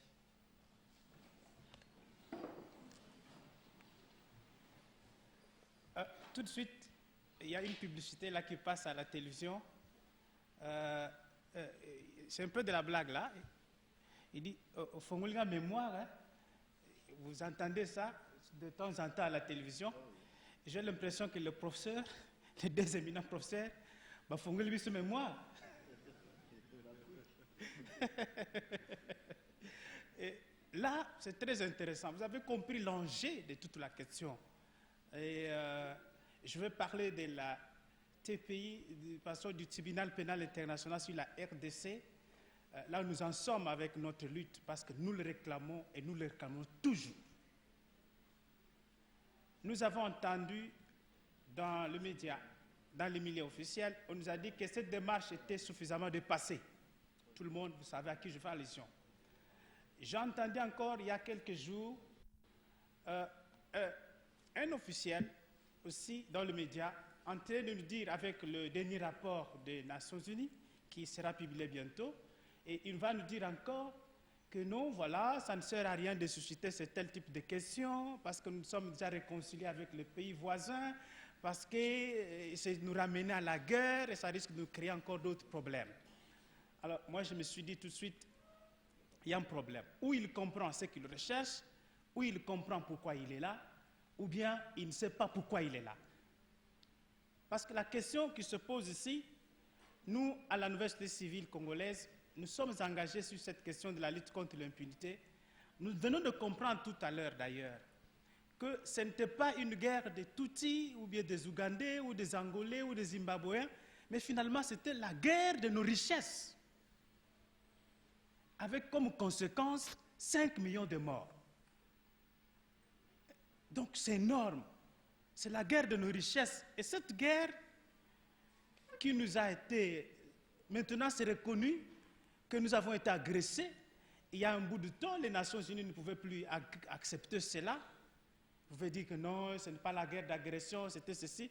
Et comme un haut cadre américain des militaires l'a reconnu que la RDC était très importante aux yeux des Américains, je me demande si les Congolais même sont conscients qu'ils sont importants. Ce qui est important aux yeux des Américains, c'est nos richesses ou c'est le peuple congolais? Il faut qu'ils clarifient tout ça. C'est nos richesses ou c'est le peuple congolais? Voilà, il y a un problème. Il y a un problème à ce niveau. Alors, nous sommes engagés dans cette lutte pour plusieurs raisons. Pour plusieurs raisons. Moi, je ne saurais pas être trop long parce que nous avons compris l'enjeu. Et tout le problème autour de nous, c'est parce que Dieu a voulu que nous soyons sur cette terre et sur cette portion de la terre avec ses richesses. Et nous en sommes nous-mêmes déjà inconscients. Nous ne comprenons même pas l'importance de ces richesses. Pendant qu'on est en train de nous endormir, que nous sommes très importants, c'est comme si quand nous voulons chercher les visas chez eux, ils peuvent nous donner aussi facilement parce que nous sommes importants. Quand cela ne tienne, plusieurs raisons nous poussent jusqu'ici à réclamer ce tribunal. C'est plein, mais je vous en donne quelques-unes. D'abord, il y a un sentiment d'injustice que nous ressentons, nous, peuple congolais, depuis plusieurs années. Je ne suis pas historien, moi je suis économiste, je ne suis pas historien. Mais on nous renseigne que dans ce pays, on a tué Simon Kimbangu. et que jusqu'ici nous n'avons jamais connu les circonstances de sa mort, réellement, et la justice. L'histoire nous renseigne dans ce pays. Je donne que quelques noms, c'est plein, vous en connaissez autant. Qu'on a tué Pierre Moulele dans ce pays. L'histoire nous renseigne que Guillaume Loubaya, on n'a jamais su dans quelles circonstances il a été tué. Plus près de nous, Monseigneur Muziriwa, vous connaissez son sort. Monseigneur Kataliko, vous connaissez son sort. Patrice Emery Lumumba, vous connaissez son sort. La communauté internationale, même la communauté locale, n'a jamais été mue. C'est question d'histoire seulement. Nos dirigeants, nos cadres et ce parti, on nous élimine. Non seulement qu'ils ont amené des stratégies de nous tuer lorsque ceux qui vont lever les têtes vont les casser, mais aussi le professeur Bioya vient de le dire, qu'on nous pille même les humains. C'est-à-dire tout ce qu'il y a comme cerveau ici, c'est objet de convoitise. On va encore nous le piquer pour qu'on nous laisse toujours dans un vide.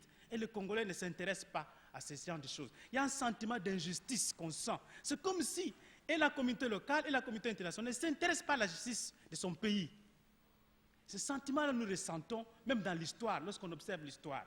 Et il y a aussi une autre raison, lorsque nous observons les différents rapports, c'est un résumé que je vous fais, les différents rapports, lorsque nous observons l'ampleur des massacres, l'ampleur des cas de viol, l'ampleur des crimes économiques commis sur notre territoire, ça nous donne des conséquences qui nous font réfléchir. Je prends à titre d'exemple le Rwanda qui était hier une référence, mais qui est en train de devenir autre chose aujourd'hui. Le Rwanda revendique 800 000 morts, l'ampleur de massacre.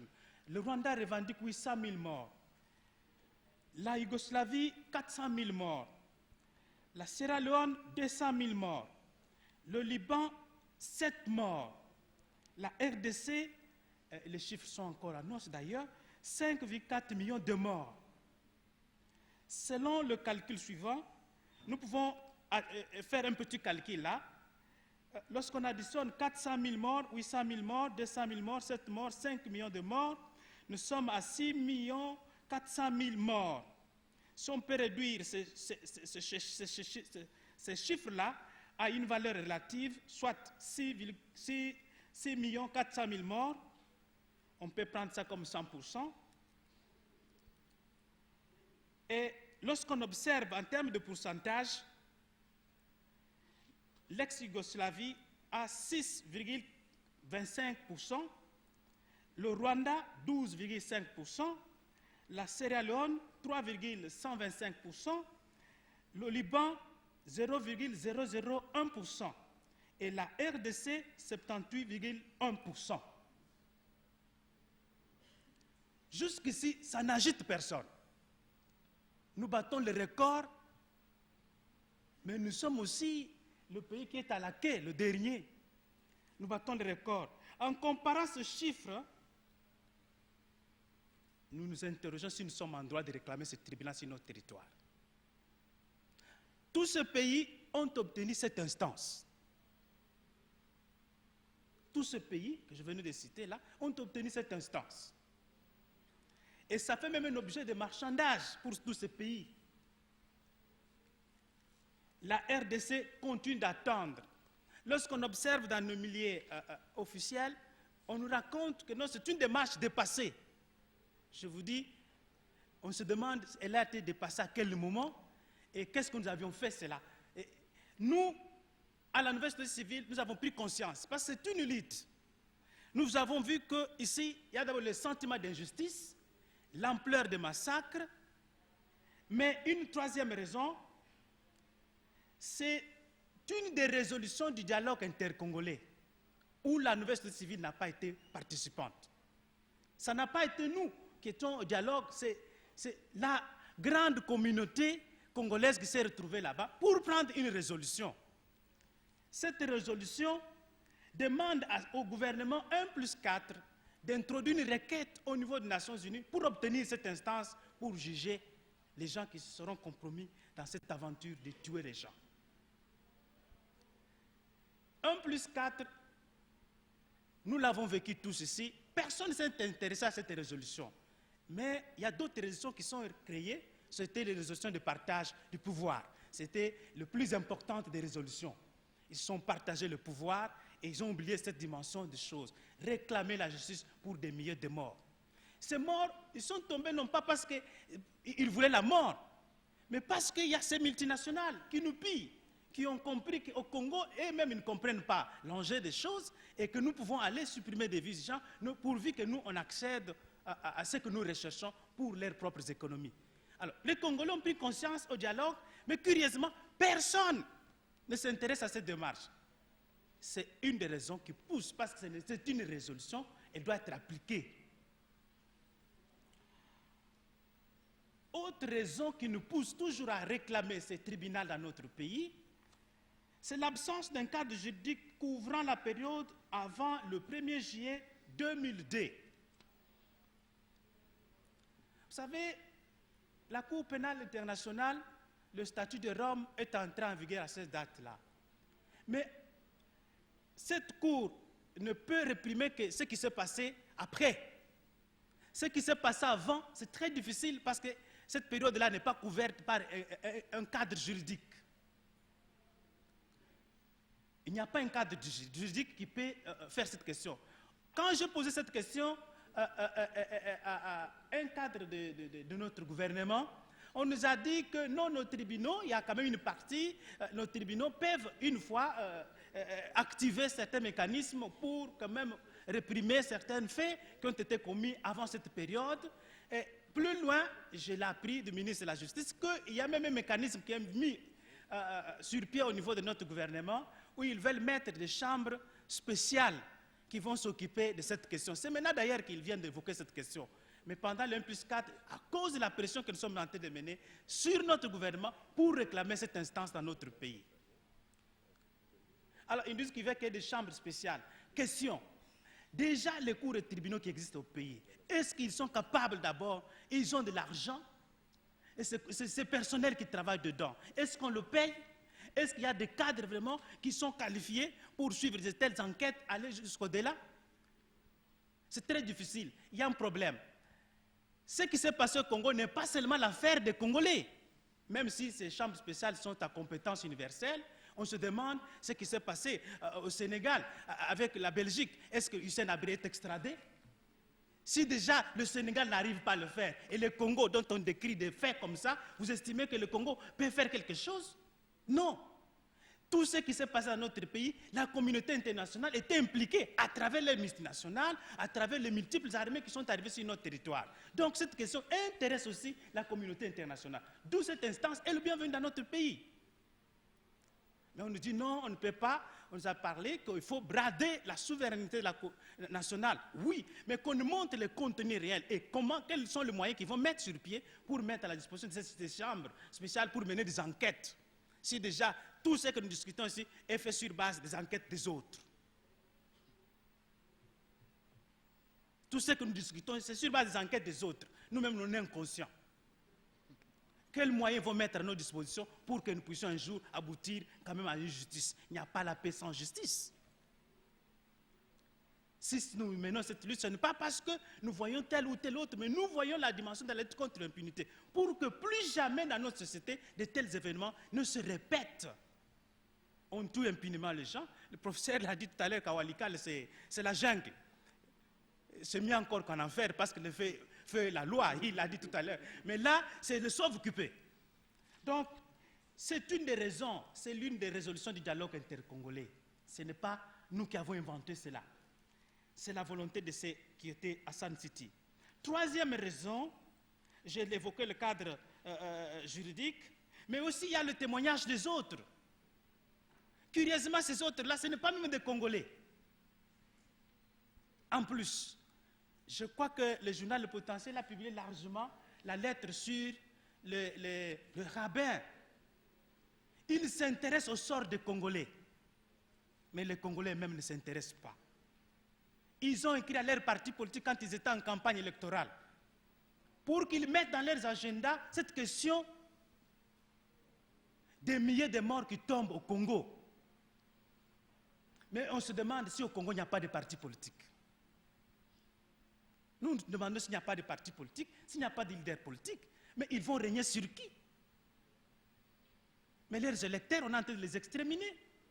Mais dans leurs agendas, nous allons voir. Nous, à la nouvelle société civile, on a décidé finalement de commencer à interpeller les partis politiques pour qu'on voit sur l'agenda, parce que les élections sont en vie, c'est une bonne occasion pour nous, pour les coincer. Nous allons voir cette question de la justice de notre société sur leur agenda et comment ils comptent le faire et comment ils comptent s'en prendre à cette question de la justice de notre pays. Donc il y a le rabbin qui ont témoigné certaines solidarités à nous, le peuple congolais. Mais il y a aussi l'enquête du IRC, le plus célèbre d'entre ces enquêtes, et l'enquête de l'URC qui nous donne les 5,4 millions de morts, mais il y a aussi des officiels d'autres pays. Madame Hilary l'a déclaré ici. Il n'appartient pas à vous. C'est nous, Congolais, nous allons réclamer la justice pour nos frères. Nous avons compris ça à cause de nos richesses que nous ne savons même pas protéger, parce qu'on n'a pas un plan pour le protéger. Mais au moins, qu'on ne donne pas aussi impunément la mort comme ça. C'est nous, Congolais, qui allons réclamer la mort. Elle est venue ici. Elle a reconnu ce chiffre. Elle a reconnu ce chiffre. Et notre gouvernement lui-même, il semble nous dire que c'est la période de la tolérance zéro. La tolérance zéro signifie qu'on doit oublier les morts. Non, on ne doit pas oublier les morts. Hein? J'ai suivi hier une interview quelque part du ministre de la Justice qui disait que ceux qui ne veulent pas croire à la tolérance zéro, qu'eux-mêmes commettent des dégâts et de bavures, qu'ils voient comment ça pourrait se passer pour eux. Comme ça, ils comprendront le sens de la tolérance zéro. Voilà. Ça, il a dit hier sur une des chaînes de télévision. Je crois que dans la salle, certainement, les gens ont suivi. J'étais curieux. C'est un défi qu'il nous met. Mais qu'il nous mette, moi je lui dis aussi, qu'il essaye de nous dire ceux qui ont tué, ils ont tué, qu'ils nous montrent comment, avec la tolérance zéro, ces gens seront traqués. Comment ils seront traqués? Il ne suffit pas seulement de dire le gaillard qui va voler le robinet. Encore, il a reconnu hier que pour traquer le kouloun en cravate, ça doit prendre 10 jours. Et que ça prend un jour pour prendre le gaillard qui a pris le robinet. C'est un problème déjà qu'il reconnaît qu'il a de la peine à traquer les gens qui ont pillé ces pays, les gens qui sont entrés ou qui sont en complicité avec ceux qui pillent ces pays. C'est une façon de montrer quelque part, il y a un problème. Il y a un problème. Parce qu'il le reconnaît, il dit qu'en tout cas, pour prendre un kouloun en cravate, il faut au moins 10 jours, il faut un contour, un contexte, quelqu'un qui a mis en congé plusieurs milliers de gens, qui a pris $1 milliard et qui a mis des familles entières. Vous savez, si vous prenez $1 milliard pour 300 familles, et vous savez ceux qui sont derrière les familles africaines, vous savez ce qu'il a fait comme dégâts dans la société? Pour prendre une telle personne, il faut 10 jours. Il faut que nous mettions debout pour lutter contre l'impunité. La dernière raison d'ailleurs, je vous laisse les autres, le dernier rapport de mapping, le dernier rapport qui sera publié d'ici là, ceux qui ont quand même eu le résumé là, ils peuvent déjà se faire une idée. Je me pose la question si encore une fois de plus, ces rapports-là et ces réclamations dans ces rapports sont dépassées. Il y a un problème dans notre société. Le problème, c'est que les gens ne sont pas conscients que supprimer la vie d'une personne, on a dit, nos lois disent que la vie d'une personne est sacrée. Et on le comprend très bien. Elle est sacrée quand il s'agit de sa vie. Mais quand il s'agit de la vie des autres, ça devient une vie qu'il faut violer. Et c'est pour cette raison-là que la nouvelle société civile s'insurge et se met sur le chemin de la lutte contre l'impunité en réclamant cette instance. Nous réclamons cette instance parce que nous estimons que dans notre société, nous ne pouvons pas prétendre très bien gérer le pays, prétendre très bien gouverner, prétendre faire de grandes leçons, tout cela si l'appareil judiciaire de notre pays n'est pas debout. Si l'appareil judiciaire de notre pays n'est pas debout, tout est foutu. On peut tout faire si cet appareil-là n'est pas debout, parce que tout le monde va faire ce qu'il veut.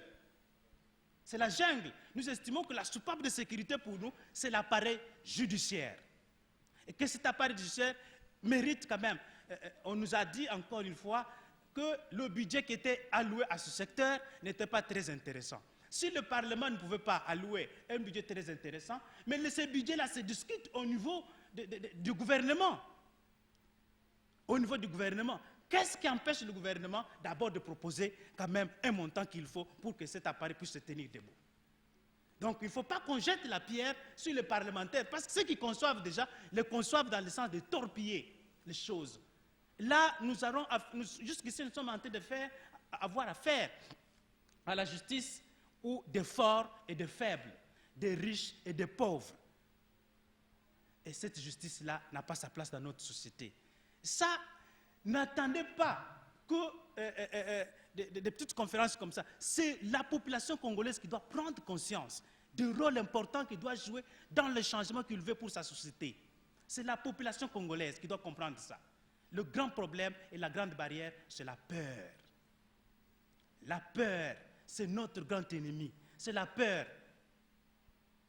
Nous avons peur parce que, je le disais il y a une semaine à Matadi, on m'a dit, non, la peur, on va nous arrêter, on va nous tuer, on va nous faire ceci, si on revendique cela ou ceci.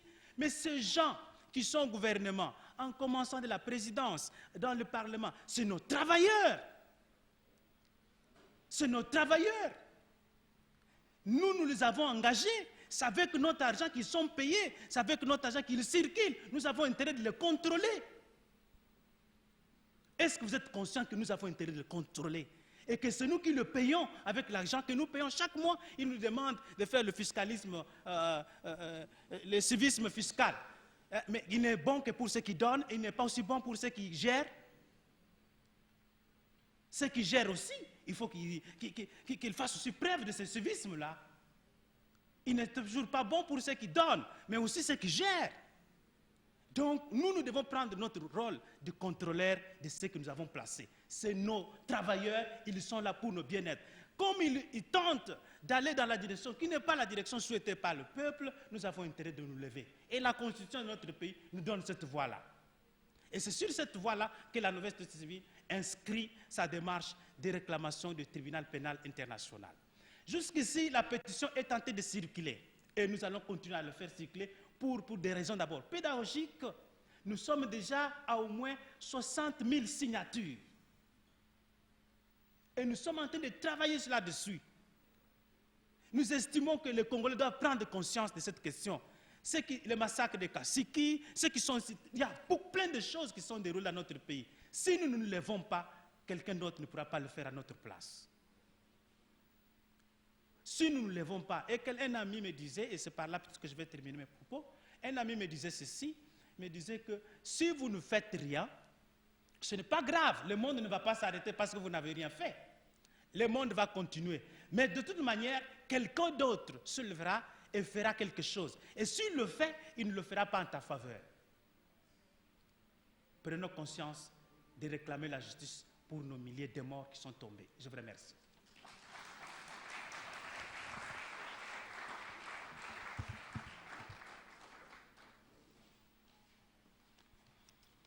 Merci Jonas Tchombela. Jonas Tchombela a donc invité les Congolais à reprendre l'initiative et à réclamer ce tribunal pénal international pour que justice soit faite par rapport aux 5,4 millions de morts. Les chiffres importent peu. Certains parlent de 2 millions, mais il y a eu des millions de morts. Il faut qu'il y ait justice, il faut qu'il y ait réparation, parce que la vie humaine, elle est sacrée, même si les humains sont par nature des prédateurs.